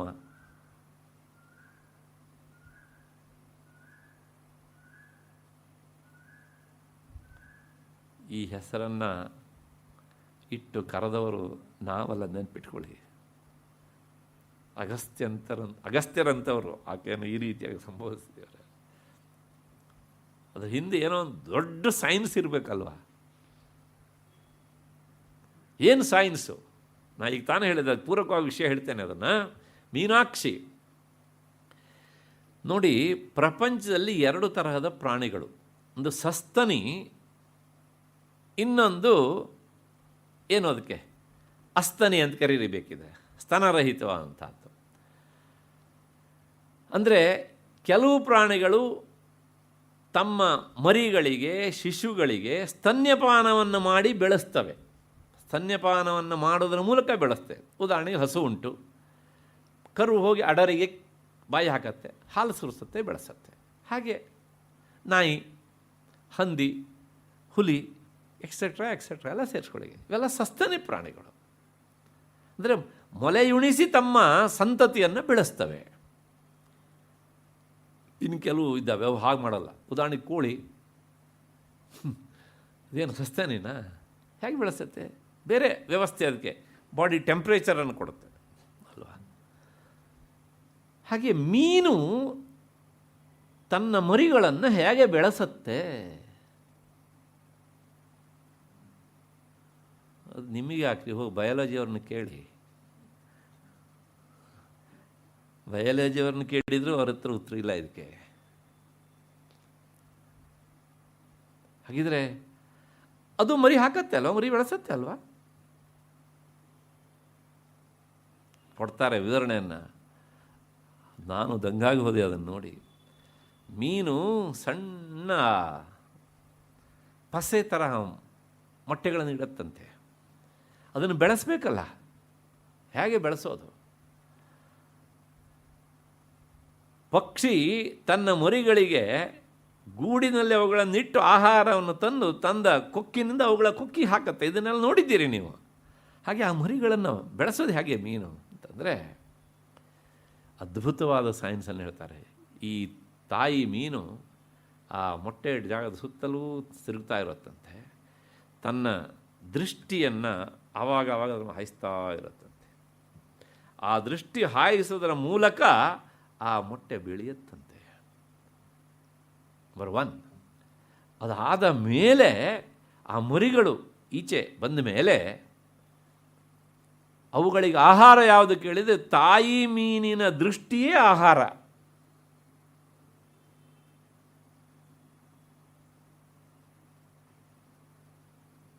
ಕೇಳಿದ್ದೀರಾ ಯಾರಾದರೂ? ಈ ಮೀನು ಅವುಗಳನ್ನು ಹೀಗೆ ದಿಟ್ಟಿಸಿ ನೋಡುವುದೇ ಆ ಮರಿಗಳಿಗೆ ಆಹಾರ. ಈಗ ಬನ್ನಿ ವಿಷಯಕ್ಕೆ. ಯಾಕೆ ಮೀನಾಕ್ಷಿ ಅಂತ ಹೇಳಿದರು? ಒಂದು ಜಲಚರವಾದಂಥ ಮೀನ ತನ್ನ ದೃಷ್ಟಿಯನ್ನು ಹಾಯಿಸಿ ತನ್ನ ಸಂತತಿಯನ್ನು ಪೊರೆಯತ್ತೆ ಅಂತಾದರೆ, ಆ ಮೀನಾಕ್ಷಿ ಅಂತ ಹೆಸರಿಟ್ಕೊಂಡಂಥ ನೀನು ನನ್ನ ಮೇಲೆ ಕೃಪಾದೃಷ್ಟಿಯನ್ನು ಹಾಯಿಸಿ ಪೊರಿಬೇಕಲ್ವೇನಮ್ಮ? ಈ ಭಾವವನ್ನು ತುಂಬಿ ಮೀನಾಕ್ಷಿ ಎನ್ನುವಂಥ. ಅದಕ್ಕೋಸ್ಕರೇ ಭಗವತ್ಪಾದರು ಹೇಳ್ತಾರೆ, ಮೀನಾಕ್ಷೀಂ ಪ್ರಣತೋಸ್ಮಿ ಸಂತತಮಹಂ ಕಾರುಣ್ಯವಾರಾಂ ನಿಧಿಂ. ದಯಾಸಮುದ್ರಳು. ಹೇಗೆ ಕೇಳಿದರೆ, ಆ ಮೀನು ತನ್ನ ಸಂತತಿ ಮೇಲೆ ಹರಿಸುವ ಹಾಗೆ ಕೃಪಾದೃಷ್ಟಿಯನ್ನು ಹರಿಸುವವಳು ಅಂತ. ಆದ್ದರಿಂದ ಅವಳು ಮೀನಾಕ್ಷಿ. ನಮ್ಮ ಮೀನಾಕ್ಷಿ ಅಂತ ಹೇಳಿದಾಗ ಇದೆಲ್ಲ ನೆನಪಾಗಬೇಕು. ಬರೀ ದೃಷ್ಟಿಯನ್ನು ಹಾಯಿಸಿ ಸಂತತಿಯನ್ನು ಪಡೆಯುವಂಥ ಒಂದು ವ್ಯವಸ್ಥೆ ಇದ್ದರೆ ಅದು ಈ ಮೀನ ಪ್ರಪಂಚದಲ್ಲಿ ಮಾತ್ರ. ಆ ಹೆಸರನ್ನಿಟ್ಕೊಂಡಂಥ ನೀನು ದೃಷ್ಟಿಯ ಮೂಲಕ ನನ್ನನ್ನು, ಕೃಪಾದೃಷ್ಟಿಯ ಮೂಲಕ ನನ್ನನ್ನು ಸಲಹುವಂಥ ಮುಂದೆ ಬರುತ್ತೆ ಈ ಮಾತು. ಸೌಂದರ್ಯ ಲಹರಿಯಲ್ಲಿ ಭಗವತ್ಪಾದರು ಹೇಳಿದ್ದು ಹೇಗೆ ನೋಡೋಣ. ವಿಶಾಲೇ ವಿಸ್ತೀರ್ಣೆ ಅಕ್ಷಿಣಿ ಯಸ್ಯಾಹ ಸಾ. ವಿಶಾಲಾಕ್ಷಿ ಅಂದರೆ ಅವಳ 2 ಕಣ್ಣುಗಳು ವಿಶಾಲೇ, ಅತ್ಯಂತ ದೀರ್ಘವಾದಂಥ ಕಣ್ಣುಗಳು. ಒಂದು ಕಣ್ಣು ಹೀಗೆ ಕಿವಿಯವರೆಗೆ ಚಾಚಿಕೊಂಡು ಇದೆ ಅನ್ನುವ ಹಾಗೆ ದೀರ್ಘವಾದ ಕಣ್ಣು. ಅದು ಒಳ್ಳೆಯ ಲಕ್ಷಣವೂ ಹೌದು. ತುಂಬ ರೌಂಡಾಗಿರುವ ಕಣ್ಣು ಒಳ್ಳೆಯ ಲಕ್ಷಣವನ್ನು ಸೂಚಿಸುವಂಥದ್ದಲ್ಲ. ಅದು ಬೇರೆ ಒಂದು ಪ್ರಾಣಿಗೆ ಹೋಲಿಸ್ತಾರೆ ಆವಾಗ. ಅದಕ್ಕೋಸ್ಕರ ವಿಶಾಲಾಕ್ಷಿ ಅಂತ. ಸೌಂದರ್ಯಲ್ಲೂ ಭಗವತ್ಪಾದ ಜಗನ್ಮಾತೆಯ ಕಣ್ಣು ಎಲ್ಲಿವರೆಗಿತ್ತು ಕೇಳಿದರೆ ಕಿವಿಯವರೆಗಿತ್ತಂತೆ. ಅಷ್ಟು ದೀರ್ಘವಾದಂಥ ಅದಕ್ಕೆ ಬೇರೆ ಕಾವ್ಯಮಯವಂಥ ಸಮರ್ಥನೆ ಬೇರೆ ಕೊಡ್ತಾರೆ. ನೋಡೋಣ ಮುಂದೆ. ಹೀಗೆ ಅವಳು ವಿಶಾಲಾಕ್ಷಿ. ಯಾಕೆ ವಿಶಾಲಾಕ್ಷಿ ಅನ್ನೋದನ್ನು ಆಮೇಲೆ ನೋಡೋಣ ಮತ್ತೆ ಪುನಃ. ವಿಶಾಲಾಕ್ಷಿ ಅಂತ ಯಾಕೆ ಕೇಳಿದರೆ, ವಾರಾಣಸ್ಯಾಂ ವಿಶಾಲಾಕ್ಷಿ, ಕಾಶಿಯಲ್ಲಿರುವಂಥ ಜಗನ್ಮಾತೆ ಇನ್ನೊಂದು ಹೆಸರು ವಿಶಾಲಾಕ್ಷಿ ಅಂತ. ಆ ರೂಪದಲ್ಲಿ ಇರುವವಳಾದ್ದರಿಂದ ಜಗನ್ಮಾತೆ ಹೆಸರು ವಿಶಾಲಾಕ್ಷಿ ಅಂತ ಒಂದರ್ಥ. ಎರಡನೇದು, ವಿಶಾಲ ಶಬ್ದ ಬದರಿಕಾಶ್ರಮ ವಾಚಕೋಪಿ. ವಿಶಾಲ ಎನ್ನುವ ಶಬ್ದಕ್ಕೆ ಅರ್ಥ ಹಿಮಾಲಯದ ತಪ್ಪಲಿನಲ್ಲಿರುವಂಥ ಬದರಿಕಾಶ್ರಮದ ಹೆಸರು ಸಹ ಹೌದು. ಆ ಬದರಿಕಾಶ್ರಮ ಅಂದರೆ ಕೇವಲ ಒಂದು 4-5 ಕಿಲೋಮೀಟರಲ್ಲಷ್ಟೇ ಇರುವುದು ಅಷ್ಟೇ ಅಲ್ಲ. ಎಲ್ಲಿಗೆ ಬರುತ್ತೆ? ನೇಪಾಳದವರೆಗೂ ಬರುತ್ತೆ ಅದು ಹೀಗೆ ಅಂತ. ಹಾಗಾಗಿ ಬ್ರಹ್ಮಾಂಡ ಪುರಾಣ ಹೇಳುತ್ತೆ ಏನು ಅಂದರೆ, ಬದರಿ ಹಿಮಾಲಯದಲ್ಲಿ ಇರುವುದರಿಂದ ಈ ನಾಮ ಹಿಮಾಲಯದ ಒಂದು ಪಕ್ಕದಲ್ಲಿ ಇರುವಂಥ ನೇಪಾಳದ ಪೀಠಾಧೀಶ್ವರಿ ಎನ್ನುವಂಥ ಅರ್ಥವನ್ನು ಕೊಡುತ್ತೆ ಅಂತ. ಅಂದರೆ ಈಗ ಎಲ್ಲಿಂದ ಶುರುವಾಗ್ತಿತ್ತು ಹಿಮಾಲಯ ಲೆಕ್ಕ ಹಾಕ್ಕೊಳ್ಳಿ ನೀವು. ಇವತ್ತು ಹಾಗೆಲ್ಲ ಎಲ್ಲ ಪಟ್ಟಣಗಳು ಆಗಿಬಿಟ್ಟಿವೆ, ಆದರೆ ಆವತ್ತು ಅಲ್ಲಿವರೆಗಿತ್ತು. ಬ್ರಹ್ಮಾಂಡ ಪುರಾಣ ಮತ್ತು ಕೆಲವು ಪುರಾಣಗಳಲ್ಲಿ ಪೀಠನ್ಯಾಸ ಅಂತ ಒಂದು ಪ್ರಕರಣ ಬರುತ್ತೆ. ಅಂದರೆ ದೇವಿಯನ್ನು ಪೂಜಿಸುವಾಗ ಆಕೆಯ ಪೀಠದಿಂದಲೇ ಪ್ರಾರಂಭ ಮಾಡಬೇಕಾಗತ್ತೆ. ಆಗ ನೇಪಾಳವನ್ನೇ ಆಕೆಯ ನೇತ್ರಸ್ಥಾನದಲ್ಲಿ ಇಟ್ಟು ನ್ಯಾಸ ಮಾಡುವಂಥ ಕ್ರಮ ಇತ್ತು ನಮ್ಮಲ್ಲಿ. ಆದ್ದರಿಂದ ವಿಶಾಲವಾದ ಆ ಪೀಠ ಯಾವಾಕೆಯ ಅಕ್ಷಿಸ್ಥಾನವಾಗಿದೆಯೋ, ಅಕ್ಷಿ ಅಂದರೆ ಕಣ್ಣು, ಅವಳೇ ವಿಶಾಲಾಕ್ಷಿ ಅಂದರೆ ವಿಶಾಲವಾದ ನೇತ್ರೆಯಾದ ದೇವಿ, ನೇಪಾಳದ ಪೀಠಾಧಿಷ್ಠಾತ್ರಿಯೂ ಆದ್ದರಿಂದ ಅವಳ ಹೆಸರು ವಿಶಾಲಾಕ್ಷಿ.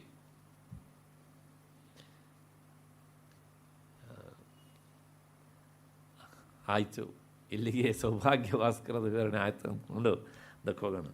ವಿಗತಾ ಶಾಲಾ ಪರಿಚ್ಛೇದಿಕಾ ಯಸ್ಯ ತತ್ ವಿಶಾಲಂ ಅನವಚ್ಛಿನ್ನಂ ಅಕ್ಷಿಜ್ಞಾನನೇತ್ರಂ ಅಸ್ಯಾಹ ಅಸ್ತಿ ಇತಿ ತಥಾ ಅಂತ ಚಂದ್ರಿಕಾ ವ್ಯಾಖ್ಯಾನದ ವಿವರಣೆ.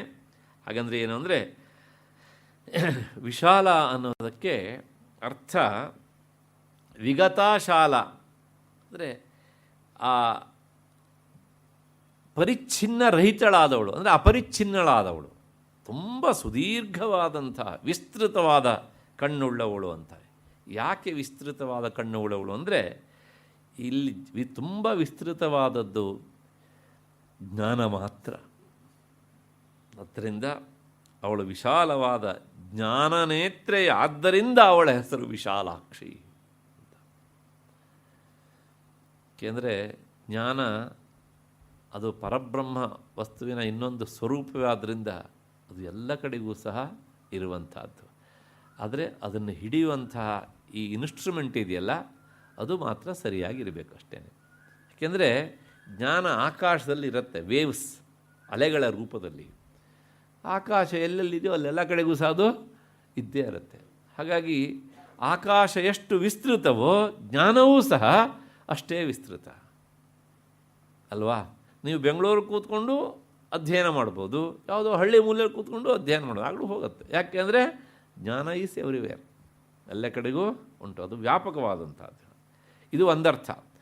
ಇನ್ನೊಂದರ್ಥ ವಿಶಾಲಾಕ್ಷಿ ಅನ್ನೋದಕ್ಕೆ, ಅವಳ ಒಂದು ಕಣ್ಣು ಸೂರ್ಯ, ಇನ್ನೊಂದು ಕಣ್ಣು ಚಂದ್ರ, ಮಧ್ಯದ ಕಣ್ಣು ಅಗ್ನಿ. ಸೂರ್ಯ ಇರುವವನು ಒಬ್ಬನೇ, ಆದರೆ ಪ್ರಪಂಚದ ಯಾವ ಮೂಲೆಯಲ್ಲಾರು ನಿಂತು ನೋಡಿ ಅವನು ಕಾಣ್ತಾನೆ ಅಲ್ವಾ. ಚಂದ್ರ ಇರುವವನು ಒಬ್ಬನೇ, ಎಲ್ಲ ಕಡೆಗೂ ಅವನು ಕಾಣ್ತಾನೆ. ಹಾಗೆ ಇವರೆಲ್ಲ ಹೇಗೆ ಅಂತಂದರೆ, ಜಗನ್ಮಾತೆಯ ಕಣ್ಣಿನ ಅಂಶವಾದ ಇವರೇ ಹೀಗೆ ಎಲ್ಲ ಕಡೆಗೂ ನಮಗೆ ಅನುಭವಕ್ಕೆ ಬರ್ತಾರೆ ಅಂತಾದರೆ ಅವಳ ವ್ಯಾಪಕತೆ ಎಷ್ಟು, ಅವಳ ದೃಷ್ಟಿಯ ವ್ಯಾಪಕತೆ ಎಷ್ಟು. ಮತ್ತು ಅಗ್ನಿ, ಇವರಿಬ್ಬರು ಸೂರ್ಯ ಇಲ್ಲದೇ ಇದ್ದಾಗ ಅಗ್ನಿ ಕೆಲಸ ಮಾಡ್ತಾಳೆ. ಯಾಕೆಂದರೆ ಅಗ್ನಿ ಹಾಗೆ ಪ್ರಾರ್ಥನೆ ಮಾಡ್ತಾಳಂತೆ, ಹಗಲಲ್ಲಂತನೂ ಸಹ ನನಗೇನು ಬೆಲೆ ಇಲ್ಲ ನನ್ನ ಲೈಟಿಗೆ, ಪ್ರಕಾಶಕ್ಕೆ, ಕೊನೆ ಪಕ್ಷ ನೀನು ಅಸ್ತಂಗತನಾಗುವಾಗಲಾದರೂ ನನಗೊಂದು ಅನುಗ್ರಹ ಮಾಡಿ ಹೋಗು, ನಾನು ವಾಪಸ್ ಬರೋವರೆಗೆ ನೀನು ಬೆಳಗು ಅಂತ ಹೇಳ್ಬಿಡು, ನಾನು ಬೆಳಗ್ತೇನೆ ಅಂತ. ಅಗ್ನಿಗೂ ಸೂರ್ಯನಿಗೂ ಇರುವಂಥ ಸಂಬಂಧ. ಹಾಗಾಗಿ ಆ ಅಗ್ನಿ ಈ ಪ್ರಾರ್ಥನೆ ಮಾಡಿತು ಸೂರ್ಯನ ಹತ್ರ ಅಂತ ಒಂದು ಕಡೆಗೆ ಹೇಳಿದಂಥ ಮಾತು ಹೀಗೆ ಅಂತ. ಹೀಗೆ ಆಕೆ ಈ ಸೂರ್ಯ ಚಂದ್ರ ಅಗ್ನಿ ನೇತ್ರನಾಗಿ ಇರುವವಳಾದ್ದರಿಂದ ಅವಳು ವಿಶಾಲಾಕ್ಷಿ ಅಂತ. ಆಚಾರ್ಯ ಶಂಕರ ಭಗವತ್ಪಾದರು ಹೇಳ್ತಾರೆ, ಅವಳು ಯಾಕೆ ವಿಶಾಲಾಕ್ಷಿ. ಈ ಮೀನಾಕ್ಷಿ ನೋಡಿದ್ವಿ ಅಲ್ವಾ, ಕಾಮಾಕ್ಷಿ ಅದು ಅರ್ಧೇ ಅರ್ಥ. ಕಾಮ ಅಂದರೆ ಬಯಕೆ, ಅವಳ ದೃಷ್ಟಿಪಾತದಿಂದಲೇ ಯಾವಳು ತನ್ನ ಭಕ್ತರ ಕಾಮನೆಗಳನ್ನು ಈಡೇರಿಸಿ ಕೊಡ್ತಾಳೋ ಅವಳು ಕಾಮಾಕ್ಷಿ, ಕಂಚಿ ಕಾಮಾಕ್ಷಿ ಅಲ್ವಾ. ಇವರು ಬೇರೆ ರೀತಿಯಲ್ಲಿ ಹೇಳ್ತಾರೆ ಭಗವತ್ಪಾದರು, ಅವಳು ಯಾಕೆ, ನಾ ಈಗ ತಾನು ಹೇಳಿದೆ, ಅವಳ ಕಣ್ಣು ಕಿವಿಯವರೆಗೆ ಚಾಚಿಕೊಂಡಿದೆ ಅಂತ. ಈ ಶ್ಲೋಕದಲ್ಲಿ ಹೇಳ್ತಾರೆ ಅವರು, ನಾನು ಮಂಗಳ ಶ್ಲೋಕದಲ್ಲಿ ಪ್ರತಿದಿನವೂ ಅದನ್ನು ಹೇಳ್ತೇನೆ. ದೃಶಾದ್ರಾಘೀಯಸ್ಯ ದರದಲಿತ ನೀಲೋತ್ಪಲ ರುಚ ದವೀಯಾಂಸಂ ದೀನಂ ಸ್ನಪಯ ಕೃಪಯಾ ಮಾಮಪಿ ಶಿವೆ. ನಿನಗೆ ದೀರ್ಘವಾದಂತಹ ಕಣ್ಣುಗಳಿವೆ. ಯಾಕೆ ಕೇಳಿದರೆ, ನಿನ್ನ ಭಕ್ತರು ಎಲ್ಲೆಲ್ಲೋ ಇರ್ತಾರೆ, ದೂರ ದೂರದಲ್ಲಿರ್ತಾರೆ. ಆ ದೂರ ದೂರದಲ್ಲಿರುವ ಭಕ್ತರ ಮೇಲೆ ನೀನು ದೃಷ್ಟಿ ಹಾಯಿಸಬೇಕು ಅಂತಾದರೆ ತೀರಾ ಸಣ್ಣ ಕಣ್ಣಿಟ್ಕೊಂಡ್ರೆ ಆಗತ್ತಾ? ಆಗೋದಿಲ್ಲ. ಅದಕ್ಕೋಸ್ಕರ ನಿನ್ನ ಈ ಕಣ್ಣು ಉಂಟಲ್ಲ, ದೃಷ್ಟಿ ಬರುವ ಈ ಕಣ್ಣು ಅದು ವಿಶಾಲವಾಗಿ ಉಂಟು. ಯಾಕೆಂದರೆ ಅವರು ಎಷ್ಟು ದೂರದಲ್ಲಿದ್ದರೂ ಸಹ ಈ ವಿಶಾಲವಾದ ಕಣ್ಣಿನಿಂದ ಬರುವ ದೃಷ್ಟಿ ಅವ್ರ ಮೇಲೆ ಹೋಗಿ ಬೀಳಬೇಕು. ಹೀಗೆ ಆ ಭಕ್ತರನ್ನು ಅನುಗ್ರಹಿಸಬೇಕು ಅಂಥೇಳಿ ಎಷ್ಟೇ ದೂರದಲ್ಲಿದ್ದರೂ ಸಹ ಅವ್ರನ್ನ ಅನುಗ್ರಹಿಸಬೇಕು ಅಂಥೇಳಿ ನೀನು ಈ ರೀತಿಯಾದಂಥ ದೀರ್ಘವಾದ ದೃಷ್ಟಿಯನ್ನು ಬೀರುವ ಕಣ್ಣುಗಳನ್ನು ಇರಿಸ್ಕೊಂಡಿದ್ದೀಯ. ನೀನು ಹಾಗೆ ಮಾಡಬೇಕು. ಹಾಗೆ ಮಾಡದೇ ಇದ್ರೂ ಸರಿಯಲ್ಲ. ಯಾಕೆ ಕೇಳಿದರೆ, ಇಷ್ಟು ಎತ್ತರದ ದೊಡ್ಡ ವ್ಯಕ್ತಿಯಾದಂಥ ನೀನು ಎಲ್ಲರನ್ನೂ ಸಮಾನವಾಗಿ ಕಾಣಬೇಕು. ಒಬ್ಬ ನಿರಂತರ ನಿನ್ನನ್ನು ಸ್ಮರಿಸ್ತಾನೆ, ಒಬ್ಬ ಪುರುಷೋತ್ತಾದಾಗ ಮಾಡ್ತಾನೆ, ಇನ್ನೊಬ್ಬ ಯಾವತ್ತೋ ಒಂದಿಷ್ಟು ಶುಕ್ರವಾರ ಮಂಗಳವಾರ ಮಾಡ್ತಾನೆ, ಇನ್ನೊಬ್ಬನಿಗೆ ಅದೂ ಗೊತ್ತಿಲ್ಲ. ಯಾರೋ ಒಬ್ಬ ದೇವಿಯ ಗುಡಿ ಹೋಗಿ ನಮಸ್ಕಾರ ಮಾಡೋನನ್ನು ನೋಡಿ, ಓ ನಾನು ಹಿಂಗೆ ಕೈ ಮುಗಿಬೇಕು ಅಂತ ಕೈ ಮುಗಿತಾನೆ. ಈ ಸಾಲ್ಸೋ ಭಕ್ತ ಅಲ್ವಾ? ಆದ್ದರಿಂದ ಇವರೆಲ್ಲರನ್ನೂ ನೀನು ಅನುಗ್ರಹ ಮಾಡಬೇಕು. ಪಕ್ಷಪಾತ ಮಾಡದೆ ಅಂತಾದರೆ, ಮಾಡಬಾರದು ಅಂತಾದರೆ ನೀನು ಅನುಗ್ರಹ ಮಾಡಬೇಕು. ಸಮಕರ ನಿಪಾತೋ ಹಿಮಕರ. ಹಿಮಕರ ಅಂದರೆ ಚಂದ್ರ. ಹುಣ್ಣಿಮೆಯ ದಿವಸ ಪೂರ್ಣಚಂದ್ರನಾಗಿ ಇರುವಂಥ ಚಂದ್ರ ಅರಮನೆಯಲ್ಲಿರುವವರಿಗೆ ಮಾತ್ರ ತನ್ನ ಕೌಮುದಿಯನ್ನು ಬೆಳದಿಂಗಳನ್ನು ಬೀರ್ತಾನ? ಸ್ಲಮ್ ಏರಿಯಾದಲ್ಲಿರುವವರಿಗೂ ಬೀರ್ತಾನೆ ತಾನೆ? ಪಕ್ಷಪಾತ ಮಾಡ್ತಾನೆ? ಇಲ್ಲ ಅಲ್ವಾ? ಆ ಚಂದ್ರನನ್ನು ನೀನು ಇಲ್ಲಿ ಇಟ್ಕೊಂಡಿದೆಯೇ ತಲೆ ಮೇಲೆ. ಹಾಗಾಗಿ ಅವನಿಗೆ ಆಶ್ರಯ ಕೊಟ್ಟಂಥ ನೀನು ಅವನು ಮಾಡುವ ಕೆಲಸವನ್ನು ನೀನು ಮಾಡಬೇಕಲ್ವ? ಹಾಗಾಗಿ ದೃಶಾದ್ರಾಘೀಯಸ್ಯ ದರದಲಿತ ನೀಲೋತ್ಪಲ ರುಚ. ಅದು ಹೇಗಿದೆ ಕೇಳಿದರೆ, ನಿನ್ನ ಕಣ್ಣುಗಳು ಅರೆ ಬಿರಿದ ಕಮಲದ ಮೊಗ್ಗುಗಳಂತಿವೆ. ಕಮಲ ಪೂರ್ತಿ ಅರಳಿದ್ರೆ ಚಂದ ಅಲ್ಲ, ಮೊಗ್ಗಾಗಿದ್ರೂ ಚಂದ. ಅದಕ್ಕೋಸ್ಕರ ನಾನು ಬಲವಂತಾಗಿ ಅರಳಿಸ್ತಾರೆ ನೋಡಿ ಹೀಗೆ ಅಂತ. ಅರೆ ಬಿರಿದ ಕಮಲ ಹಾಗೆ ಉಂಟು ನಿನ್ನ ಕಣ್ಣು. ಇಷ್ಟು ಸುಂದರವಾದ ಕಣ್ಣನ್ನಿಟ್ಕೊಂಡು ನಮ್ಮಂಥ ದೂರ ದೂರದಲ್ಲಿರುವಂಥ ಭಕ್ತರನ್ನು ನೀನು ಹರಸದೇ ಇದ್ದರೆ, ಅನುಗ್ರಹ ದೃಷ್ಟಿಯನ್ನು ಬೀರದೇ ಇದ್ದರೆ, ಈ ದೀರ್ಘವಾದಂಥ ಅಕ್ಷಿಗೆ ಏನಮ್ಮ ಬೆಲೆ? ಇದು ಭಗವತ್ಪಾದರ ಮಾತಿಗೆ. ಅವಳು ಒಂದು ಕಣ್ಣನ್ನೇ 11 ಶ್ಲೋಕಗಳಲ್ಲಿ ವರ್ಣನೆ ಮಾಡ್ತಾರೆ ಅವರು. ಪ್ಯಾರಲಲ್ಲಾಗಿ ಆಕೆಯ ಪಾದವನ್ನು 11 ಶ್ಲೋಕಗಳಲ್ಲಿ ವರ್ಣನೆ ಮಾಡ್ತಾರೆ. ಕಣ್ಣಿನ ವರ್ಣನೆಗೆ 11 ಶ್ಲೋಕ, ಪಾದದ ವರ್ಣನೆಗೂ 11 ಶ್ಲೋಕ. ಪಾದ ಅಂತ ನಾವು ಉಪೇಕ್ಷೆ ಮಾಡುವಾಗಿಲ್ಲ. ಯಾಕೆಂದರೆ ಕೆಲವು ಜನರ ಪಾದವನ್ನು ಹಿಡಿದಾಗಲೇ ನಮ್ಮ ಬದುಕಿನ ಉದ್ಧಾರದ ದಾರಿ ತೆಗೆಯುತ್ತೆ. ಯಾರ ಪಾದವನ್ನು ಹಿಡ್ಕೊಂಡ್ರೆ ನಮ್ಮ ಬದುಕಿನ ಉದ್ಧಾರದ ಬಾಗಿಲು ತೆರೆಯತ್ತೋ ಅವ್ರ ಮುಖ ನೋಡ್ಲಿಕ್ಕೆ ಹೋಗಬಾರ್ದು ನಾವು. ಅವರ ದೃಷ್ಟಿ ಇದ್ದರೆ ಸಾಕು ನಮಗೆ ಅಲ್ವಾ? ಹಾಗಾಗಿ ಭಗವತ್ಪಾದರು ಹೇಳ್ತಾರೆ, ನೀನು ವಿಶಾಲಾಕ್ಷಿ ಅಂದರೆ ದೃಶಾದ್ರಾಘೀಯಸ್ಯ ದರದಲಿತ ನೀಲೋತ್ಪಲ ರುಚ. ಇಷ್ಟು ಸುಂದರವಾದ ದೀರ್ಘವಾದ ಕಣ್ಣನ್ನಿಟ್ಕೊಂಡು ಪಕ್ಷಪಾತ ಮಾಡದೆ ನಮ್ಮ ಮೇಲೆ ಸಮಾನವಾದ ಅನುಗ್ರಹ ದೃಷ್ಟಿಯನ್ನು ಹರಸಮ್ಮ ಅಂತ ಅವರು ಪ್ರಾರ್ಥನೆ ಮಾಡ್ತಾರೆ ಹೀಗೆ ಅಂತ. ಆದ್ದರಿಂದ ಅವಳು ವಿಶಾಲಾಕ್ಷಿ ಮತ್ತು ಕಲ್ಯಾಣಿ, ಮಂಗಳಪದ ವಾಚ್ಯಳು ಎಲ್ಲವೂ ಸಹ ಹೌದು. ಅದರ ಜಗನ್ಮಾತೆಯ ದೃಷ್ಟಿಯನ್ನು ನೋಡುವ ಸಾಹಸಕ್ಕೆ ಕೈ ಹಾಕಬಾರದು. ಕಾರಣಗಳು ಬೇರೆ ಬೇರೆ ಹೀಗೆ ಅಂತ. ಅಷ್ಟು ಹಿನ್ನೆಲೆಯಲ್ಲಿ ಅವಳು ವಿಶಾಲಾಕ್ಷಿ ಎನ್ನುವಂಥದ್ದನ್ನು ನೋಡಿದ್ದಾಯಿತು. ಮುಂದಿನ ನಾಮ ವಿರಾಗಿಣಿ. ನಿಜ ನೆಲೆಯಲ್ಲಿ ಅವಳ ಸ್ವಭಾವ ಏನು ಅಂತಂದರೆ, ಅವಳು ವೈರಾಗ್ಯಪೂರ್ಣಳು, ವಿರಕ್ತಳು. ಎಲ್ಲವೂ ಇದ್ದವರಿಗೆ ವೈರಾಗ್ಯ ಬರೋದು ಬಹಳ ರೇರು ಕಣ್ರಿ. ಜೀವನದಲ್ಲಿ ಅಭಾವ ವೈರಾಗ್ಯದವರೇ ಹೆಚ್ಚು. ಅಂದರೆ ಇಲ್ಲದೇ ಇದ್ದಿದ್ದರಿಂದ ವೈರಾಗ್ಯ ಅಷ್ಟೇ, ಸಿಕ್ಕಿದ್ರೆ ವೈರಾಗ್ಯ ಬರ್ತಾ ಇರಲಿಲ್ಲ ಅಂತ. ಅದು ಎಲ್ಲ ಇದ್ದು ವೈರಾಗ್ಯ ಬರೋದು ಉಂಟಲ್ಲ, ಅದು ಅವರ ಆ ವೈರಾಗ್ಯದ ಧಾರ್ಷ್ಟ್ಯತೆಯನ್ನು, ದೃಢತೆಯನ್ನು ಎತ್ತಿ ಸಾರುತ್ತೆ ಲೋಕಕ್ಕೆ. ಜಗನ್ಮಾತೆ ಹಾಗೆ ವೈರಾಗ್ಯಂ ಅಸ್ಯ ಅಸ್ತಿ ಇತಿ ವಿರಾಗಿಣಿ. ದೃಢವಾದ ವೈರಾಗ್ಯ ಅಂದರೆ ಏನು ಕೇಳಿದರೆ, ಈ ಲೌಕಿಕವಾದ ವಿಷಯಗಳಲ್ಲಿ ಅನಾಸಕ್ತಿ. ಈ ಮಾತು ಬಂದಿದ್ದಕ್ಕೆ ಒಂದು ವಿಷಯನ ಹೇಳ್ಬಿಡ್ತೇನೆ. ನಮ್ಮಲ್ಲಿ ಬಹಳಷ್ಟು ಜನ ವೈರಾಗ್ಯ ಬರೆಸ್ಕೊಳ್ಳೋದಕ್ಕೆ ಅಂತ ವೇದಾಂತ ಗ್ರಂಥಗಳನ್ನು ಓದಲಿಕ್ಕೆ ಶುರು ಮಾಡ್ತಾರೆ. ವೇದಾಂತ ಗ್ರಂಥಗಳನ್ನು ಓದಿ ವೈರಾಗ್ಯ ಬರೋದಲ್ಲ. ವೈರಾಗ್ಯ ಇದ್ದವರು ಅದನ್ನು ಓದಿದಾಗ ಹೆಚ್ಚು ಪ್ರಭಾವ ಆಗುತ್ತೆ. ಮೂಲತಃ ವೈರಾಗ್ಯ ಇಲ್ಲದೇ ಇದ್ದರೆ ಅಲ್ಲಿ ಅವರಿಗೇನು ಆ ವಿರಕ್ತಿಗೆ ಸಂಬಂಧಪಟ್ಟಂಥ ವಿಷಯ ಕಾಣೋದಿಲ್ಲ. ಎಲ್ಲ ಪುಸ್ತಕದಂತೆ ಅದೊಂದು ಪುಸ್ತಕ ಅಲ್ವಾ? ಹಾಗಾಗಿ ವೈರಾಗ್ಯ ಬರೆಸ್ಕೊಳ್ಳೋದಲ್ಲ, ಬಲವಂತವಾಗಿ ಸಹಜವಾಗಿ ಬರಬೇಕು. ಅದು ಸಹಜವಾಗಿ ಬರಬೇಕು ಅಂದರೆ ಅದು ನಿಮ್ಮ ಅಂತಸ್ತನ್ನು ನೋಡೋದಿಲ್ಲ. ಇತಿಹಾಸದಲ್ಲಿ 2 ಪಾಠ ಉಂಟು ನಮಗೆ. ಒಂದು ನೆನ್ಪಿಟ್ಕೊಳ್ಳಿ, ನಾವು ಇವತ್ತು ಯಾರನ್ನು ಅದ್ವೈತದ ಮೇರು ಶೃಂಗ ಅಂತ ಕರಿತೇವೋ ಶಂಕರರನ್ನ, ಅವ್ರಿಗೆ ಎಂಥ ಸಂಪತ್ತಿತ್ತು ಗೊತ್ತಾ? ಲೈಫ್ ಹಿಸ್ಟ್ರಿ ಓದಿ ಗೊತ್ತಾಗತ್ತೆ. ಅವರು ತಂದೆಯ ಆಗರ್ಭ ಶ್ರೀಮಂತರವರು.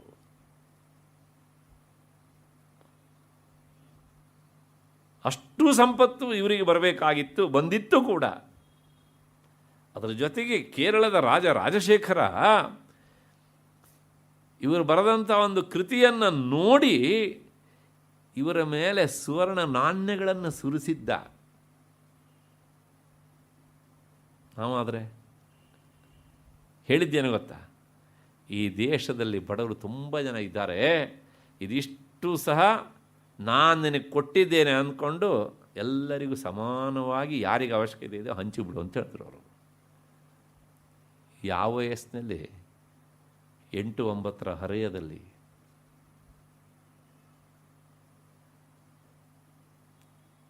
ಎಲ್ಲ ಇದ್ದಾಗ ಬರುವ ವೈರಾಗ್ಯ ಉಂಟಲ್ಲ, ಅದು ನಿಜವಾದ ವೈರಾಗ್ಯ. ಒಂದು ಗೌತಮ ಬುದ್ಧನ ವಿಚಾರ ಕೇಳ್ತೀನಿ ನೀವು, ಶುದ್ಧೋಧನನ ಕಥೆಯನ್ನು ಹೇಳಿ ಕೇಳಿ ಅವನು ರಾಜನ ಮಗ ಅಲ್ವಾ? ಆದರೆ ಅವನಿಗೂ ಸಹ ಇಲ್ಲದೇ ವೈರಾಗ್ಯ ಬಂದದ್ದಲ್ಲ, ಎಲ್ಲ ಇತ್ತು. ಇವನಿಗೆ ಆ ವೈರಾಗ್ಯ ಬರಬಾರ್ದು ಅಂಥೇಳಿ ಅಪ್ಪ ಏನೆಲ್ಲ ಪ್ರಯತ್ನ ಮಾಡಿದ್ದ. ಅರಮನೆಯಿಂದ ಆಚೆ ಹೋಗಲೇಬಾರ್ದು, ಎವ್ರಿಥಿಂಗ್ ಅಲ್ಲೇ ಸಿಗಬೇಕು, ಅಷ್ಟು ಸಹ ಏನೆಲ್ಲ ಪ್ರಯತ್ನ ಪಟ್ಟಿದ್ದ ಅವನು. ಆದರೂ ಸಹ ಒಂದು ಸಣ್ಣ ಬದಲಾವಣೆಗೆ ಹೋಗಿ ಬರ್ತೇನೆ ಅಂತ ಹೋದ. ಆದದ್ದು ಸಣ್ಣ ಬದಲಾವಣೆ ಅಲ್ಲ, ದೊಡ್ಡ ಬದಲಾವಣೆನೇ ಆಗೋಯ್ತು. ನೋಡಿದ್ಯೇನು? ಒಬ್ಬ ರೋಗಿಯನ್ನು ನೋಡಿದ, ಒಬ್ಬ ವೃದ್ಧನನ್ನು ನೋಡಿದ, ಶವಯಾತ್ರೆಯನ್ನು ನೋಡಿದ. ದಿನ ಬೆಳಗ್ಗೆ ನಾವು ಇದನ್ನೆಲ್ಲ ನೋಡ್ತೀವಿ, ನಮಗೆ ಬರುತ್ತೆ ವೈರಾಗ್ಯ? ಒಂದೊಂದು ಶವಯಾತ್ರೆ ನೋಡಿದಾಗಲೂ ಇವನೊಬ್ಬ ಹೋದ, ನಾ ಪರ್ಮನೆಂಟು ಇಲ್ಲಿ ಅಂತ ಪ್ಯಾರಲಾಗಿ ಬರ್ತಾನೆ ಇರುತ್ತೆ ಇದು ಅಲ್ವಾ? ಯಾಕೆ ಹೀಗೆ? ನಮಗೆ ಆ ವೈರಾಗ್ಯ ಒಳಬಗೆಯಿಂದ ಬರೋದಿಲ್ಲ. ಯಾರೋ ನಮ್ಮ ಬಗ್ಗೆ ಏನೋ ಒಂದಿಷ್ಟು ಮಾತು ಹೇಳಿದಾಗ ಬೇಸರದಿಂದ 2 ದಿವಸ ವೈರಾಗ್ಯ ಬರುತ್ತೆ. 3ನೇ ಯಾರೋ ಸ್ವಲ್ಪ ಪುಂಗಿ ಊದಿದ್ರು ಸಾಕು, ತಕ್ಷಣ ನಮ್ಮ ವೈರಾಗ್ಯ ಹಾರೋಗ್ಬಿಡುತ್ತೆ ಅಲ್ವಾ? ವಿಚಾರ ಮಾಡಿ, ನಾನು ಹೇಳ್ತೇನೆ ಅಂತ ಒಪ್ಕೊಳ್ಬೇಡಿ. ಇದನ್ನೆಲ್ಲ ನೋಡಿದಾಗ ನಾನು ಎಲ್ಲಿದ್ದೇನೆ ಅಂತ ಹೀಗೆ ವಿಚಾರ ಮಾಡ್ತಾ ಹೋದಾಗ ಈ ಗ್ರಂಥಗಳು ನಮಗೆ ಪಾಠ ಹೇಳ್ತವೆ. ಹೀಗೆ ಅಂತ ಜಗನ್ಮಾತೆ ಅವಳು ಸ್ವತಃ ವಿರಾಗಿಣಿ. ಅದಕ್ಕೋಸ್ಕರಲೇ ಆ ವಿರಕ್ತರಾದವರು ವೈರಾಗ್ಯದ ದಾರಿಯಲ್ಲಿ ಹೋಗುವಾಗ ಅಮ್ಮ ನನಗೆ ನೀ ದಾರಿ ತೋರು ಅಂತ ಆ ವಿರಾಗಿಣಿಯನ್ನೇ ಕೇಳೋದು ಹೇಗೆ ಅಂತ.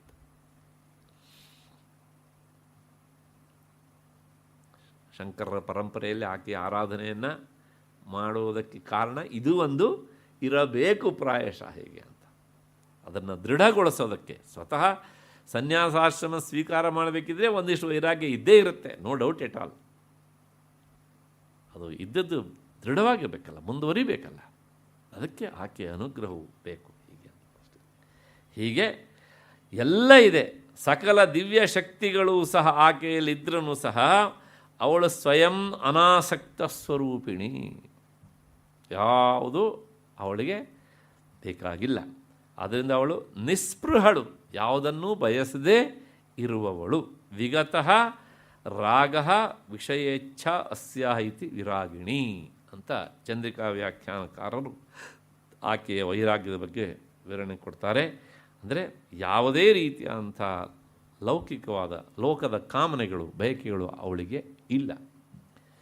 ಎಲ್ಲ ಸಾಮರ್ಥ್ಯ ಉಂಟು, ಎಲ್ಲ ಇದ್ದು ಯಾವುದೂ ತನಗೆ ಬೇಡ ಅಂತ ಹೇಳುವುದೇ ನಿಜಾರ್ಥದಲ್ಲಿ ವೈರಾಗ್ಯ. ಅದು ಜಗನ್ಮಾತೆಯ ವೈರಾಗ್ಯ.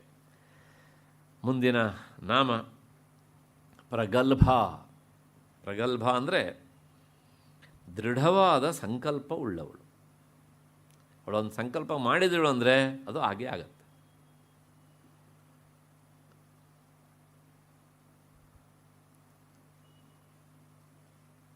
ಯಾವುದರಲ್ಲಿ ಪ್ರಗಲ್ಭಳು ಅಂತ ಒಂದು ಪ್ರಶ್ನೆ. ನಾನು ಯಾಕೆ ತಡ ಮಾಡಿದೆ ಅಂದರೆ, ಕೆಲವು ಜನರಿಗೆ ಇಲ್ಲೊಂದು ಸಂಶಯ, ಎಲ್ಲ ಇದ್ದವರಿಗೂ ಸಹ ವೈರಾಗ್ಯ ಬರುತ್ತನ್ರಿ. ನಾನು 2 ಇನ್ಸಿಡೆಂಟ್ ಕೊಟ್ಟಿದ್ದೇನೆ. ಅಲ್ಲ, ಇದೆಲ್ಲ ಇತಿಹಾಸದ್ದಾಯಿತು ಅಂತ ನೀವು ಹೇಳ್ಬೋದು.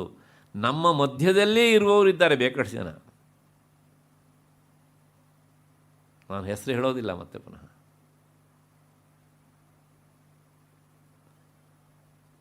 ಆ ಸಾಮರ್ಥ್ಯ ಒಂದು ಕಡೆಗೆ, ಎಲ್ಲವುದೂ ಉಂಟು, ಆದರೆ ವೈರಾಗ್ಯವೂ ಉಂಟು. ಹೀಗೆ ಅಂತ ಬಹಳ ರೇರು ಹಾಗೆ ಇರುವಂಥದ್ದು. ಇದ್ದಾರೆ ಭಾರತ ದೇಶದಲ್ಲಿ ಅಂಥವರು ಇದ್ದಾರೆ. ವಿದ್ಯಾರಣ್ಯರು ಅವತ್ತೇ ತೋರಿಸಿದ್ರು. ಅವರು ಹಕ್ಕಬುಕ್ಕರನ್ನು ತಂದು ಕೂರಿಸಿದರು. ಅವರು ಏನಾದ್ರು ಇಷ್ಟಪಟ್ಟು ಲಟ್ಕಿ ಹೊಡೆದಿದ್ದರೆ ಏನೆಲ್ಲ ತಂದು ಸುರಿತಿದ್ರು ಅವರು.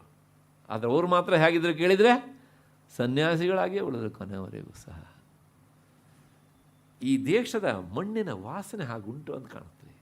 ಇವತ್ತಿಗೂ ಸಹ ನಮ್ಮನ್ನು ಆಳುವವರು ಕೆಲವು ಜನ ಇದ್ದಾರೆ ಅಂಥವರು. ನಾನು ಯಾರನ್ನ ಮನಸ್ಸಿನಲ್ಲಿ ಇಟ್ಕೊಂಡು ಹೇಳ್ತಾ ಇದ್ದೇನೆ ಅಂತ ಈಗಾಗಲೇ ನಿಮ್ಮ ಮನಸ್ಸಿಗೆ ವಿಷಯ ಬಂದಿದೆ ಅಂತ. ಆದರೆ ಅವರು ವಿರಕ್ತರು ವೈಯಕ್ತಿಕ ನೆಲೆಯಲ್ಲಿ. ಆದರೆ ನನ್ನ ದೇಶಕ್ಕೇನಾದ್ರು ಮಾಡಬೇಕು, ಈ ಕಾಳಜಿ ಉಂಟಲ್ಲ, ಇದು ನಿಜವಾದ ಅರ್ಥದ ವಿರಕ್ತರು. ನಮ್ಮನ್ನು ಆಳುವವರು ಹೀಗಿದ್ದಾಗ ದೇಶದ ಸಂಪತ್ತು ಲೂಟಿ ಆಗೋದಿಲ್ಲ, ಸದ್ವಿನಿಯೋಗ ಆಗುತ್ತೆ. ಆಳುವವರು ವಿರಕ್ತರಲ್ಲದೆ ಸ್ವಾರ್ಥಿಗಳಾದಾಗ ದೇಶ ನಷ್ಟದ ದಾರಿಯಲ್ಲಿ ಹೋಗುತ್ತೆ. ನಮ್ಮ ದುರ್ದೈವ. ತೀರಿಸಲಿಕ್ಕೆ ಅಂತ ಕೆಲವು ಜನ ಬರ್ತಾರೆ, ಅನುಭವಿಸಲಿಕ್ಕೆ ಅಂತ ಮತ್ತು ಕೆಲವು ಜನ ಬರ್ತಾರೆ. ಹಾಗಾಗಿ ಅನುಭವಿಸುವವರಿಗೆ ತೀರಿಸುವವರನ್ನು ಕಂಡ್ರೆ ಆಗೋದಿಲ್ಲ ಅಲ್ವಾ? ವಿರಕ್ತರು ಬರಬೇಕು, ಆಗಲೇ ದೇಶದ ಏಳಿಗೆ. ನಮ್ಮ ಇತಿಹಾಸ ನೋಡಿ ನೀವು. ವಿದ್ಯಾರಣ್ಯರ ಕಾಲದಲ್ಲಿ ಅವರು ಏನು ಅನುಭವಿಸಿದ್ದನು ಸಾಮಾನ್ಯ ಕಷ್ಟವ ಅಲ್ವಾ? ಸಂಪತ್ತಿಲ್ಲ, ಅಷ್ಟರ ಮಟ್ಟಿಗೆ ಲೂಟಿ ಹೊಡೆದಿದ್ದರು. ಕೊನೆಗೆ ಭುವನೇಶ್ವರಿಯನ್ನು ಪ್ರಾರ್ಥನೆ ಮಾಡ್ತಾರೆ ಅವರು. ಸುವರ್ಣ ವೃಷ್ಟಿಯನ್ನು ಸುರಿಸಿದಳವಳು. ಯಾಕೆಂದರೆ ಈ ದೇಶದಲ್ಲಿ ನನ್ನನ್ನು ಆರಾಧಿಸುವವರಿದ್ದಾರೆ, ಹಾಗೆ ಆರಾಧಿಸುವವರನ್ನ ಬದುಕಿಸ್ಬೇಕು ಅಂತ ಈ ಯತಿ ವಿಚಾರ ಮಾಡಿದ್ದಾನೆ, ಅನುಗ್ರಹಿಸಬೇಕು ಅಂಥೇಳಿ. ಅಂಥವ್ರು ಕಟ್ಟಿದ ನಾಡು. ಹೇಳಿದ ಆಶ್ಚರ್ಯ, ಸುಮಾರು ಇತಿಹಾಸದಲ್ಲಿ 270ರಿಂದ 320 ವರ್ಷಗಳ ಕಾಲ ಸುದೀರ್ಘ ಕಾಲ ಒಂದು ಸಾಮ್ರಾಜ್ಯ ಇದ್ದರೆ ಪ್ರಪಂಚದಲ್ಲಿ ಅದು ವಿಜಯನಗರ ಸಾಮ್ರಾಜ್ಯ. ಅದು ನಮ್ಮ ನಾಡಿನಲ್ಲಿ. ಯಾಕೆ ಹೇಳ್ತೇನೆ ಕೇಳಿದರೆ, ವಿರಕ್ತರು ಕಟ್ಟಿದ ನಾಡು ಶಾಶ್ವತ. ಎಂದರೆ ಅದರ ಕೆಳಗಿರುವಂಥದ್ದು ವೈರಾಗ್ಯದ ಸ್ಟೋನು ಅಲ್ವಾ? ಹಾಗಾಗಿ ಅಂಥವರು ನಮ್ಮ ದೇಶವನ್ನು ಆಳಬೇಕು. ಆಳುವರ ಕೈಯನ್ನು ನಾವು ದೃಢಪಡಿಸಬೇಕು. ಅಷ್ಟು ಹಿನ್ನೆಲೆಯಲ್ಲಿ ಅವಳು ಪ್ರಗಲ್ಭ ಅಂದರೆ ದೃಢ ಸಂಕಲ್ಪ. ಆ ಸಂಕಲ್ಪ ಆಯಿತು ಅಂದರೆ ಅದು ಈಡೇರಲೇಬೇಕು. ಯಾವುದರಲ್ಲಿ ದೃಢ ಸಂಕಲ್ಪಗಳು ಅಂದರೆ ಸೃಷ್ಟಿ, ಸ್ಥಿತಿ, ಸಂಹಾರ, ಅನುಗ್ರಹ, ತಿರೋಧಾನ. ಈ 5ರಲ್ಲಿ ಅವಳು ದೃಢ ಸಂಕಲ್ಪಳು. ಅಂದರೆ ಅವಳು ಸಂಕಲ್ಪ ಮಾಡಿದಳು ಅಂದರೆ ಅದು ಈಡೇರಿತು ಅಂತ ಅರ್ಥ. ಕೆಲವು ಜನ ಸಂಕಲ್ಪ ಮಾಡ್ತಾರೆ, ಬೆಳಗ್ಗೆ ಇದ್ದ ಸಂಕಲ್ಪ ಮಧ್ಯಾಹ್ನಕ್ಕೆ ಇರೋದಿಲ್ಲ, ಮಧ್ಯಾಹ್ನ ಇದ್ದ ಸಂಕಲ್ಪ ಸಂಜೆ ಹೊತ್ತಿಗೆ ಇರೋದಿಲ್ಲ. ಅದು ಕೆಲವು ಜನ ಆಗಲ್ಲ. ಸಂಕಲ್ಪ ಮಾಡಿದರು ಅಂದರೆ ಅವರು ಸಂಕಲ್ಪ ಮಾಡಿದ್ದಾರೆ ಅಂತ ಗೊತ್ತಾಗೋದೇ ಆ ಕಾರ್ಯ ಆದಮೇಲೆ. ಸ್ವಾರಸ್ಯ ಅಂದರೆ ಕಾಳಿದಾಸ ಹೇಳ್ತಾನೆ, ಆ ರಘುಕುಲದ ಅರಸರೆಲ್ಲ ಒಂದು ಸಂಕಲ್ಪ ಮಾಡಿದ್ವು ಅಂತ ಯಾವಾಗ ಗೊತ್ತಾಗ್ತಿತ್ತಂತೆ ಅಂತ ಕೇಳಿದರೆ, ಆ ಕಾರ್ಯದ ಫಲ ಜನ ಅನುಭವಿಸ್ಬೇಕಿದ್ರೆ ಗೊತ್ತಾಗ್ತಿದ್ದ. ಇದ್ರ ಹಿಂದೆ ಯಾವತ್ತು ಈ ಮನುಷ್ಯ ಯೋಚನೆ ಮಾಡಿದ್ದ, ಯಾವತ್ತಿಂದ ಈ ಕೆಲಸ ಶುರುವಾಯಿತು. ಜನರು ಫಲವನ್ನು ಅನುಭವಿಸ್ತಾರೆ. ನಮ್ಮಲ್ಲಿ ಹಾಗಲ್ಲ, ಸಂಕಲ್ಪ ಮಾಡೋದು, ಶಿಲಾನ್ಯಾಸ ಮಾಡೋದು ಅಷ್ಟೇ. ಕಲ್ಲು ಹಾಕೋದೇ ಕೆಲಸ, ಉದ್ಘಾಟನೆ ಇಲ್ಲ. ಯಾಕೆ? ಮುಂದಿನ ಇಲೆಕ್ಷನ್ನಿಗೆ ಬೇಕಲ್ಲ. ಅದಕ್ಕೋಸ್ಕರ ಆ ದೃಢ ಸಂಕಲ್ಪ ಅನ್ನೋದು ಅದು ಜಗನ್ಮಾತೆಗೆ ಸಂಬಂಧಪಟ್ಟಿದ್ದು. ವಿಶೇಷವಾಗಿ ಅದನ್ನು ಆಕೆಯನ್ನು ಆರಾಧಿಸುವವರಿಗೆ ಅದು ಸಹ ಬರುತ್ತೆ ಅಂತ ಹೊಸ್ತಾನ ನಾನು ಹೇಳಬೇಕಾದಿಲ್ಲ. ಹಾಗಾಗಿ ಆಕೆ ಅತ್ಯಂತ ದಕ್ಷಳು, ದೃಢ ಸಂಕಲ್ಪಳಾದ್ದರಿಂದಲೇ ಅವಳು ಅತ್ಯಂತ ದಕ್ಷಳು, ಪ್ರಗಲ್ಭಳು ಅಂತ. ಪ್ರತಿಭೆಯಿಂದ ಕೂಡಿದವಳು ಅಂತ ಅದರ ಒಟ್ಟರ್ಥ. ವೈದ್ಯನಾಥ ದೀಕ್ಷಿತರು ಹೇಳ್ತಾರೆ, ಆಕೆ ದೃಢ ಸಂಕಲ್ಪಳು ಅನ್ನೋದನ್ನು ಕ್ಷಣಕಾಲ ಮರೆತು ಬಿಡೋಣ. ಆಕೆಯನ್ನು ಆರಾಧಿಸುವವರೇ ಬೇಕಷ್ಟು ಜನ ದೃಢ ಸಂಕಲ್ಪರಾಗ್ತಾರೆ. ಇನ್ನು ಈ ದೃಢ ಸಂಕಲ್ಪರಾಗುವವರಿಗೆ ಎಲ್ಲರಿಗೂ ಸಹ ಆರಾಧ್ಯಳ ಅಂತ ಅವಳೆಷ್ಟು ದೃಢ ಸಂಕಲ್ಪಳಾಗಿರಬಹುದು.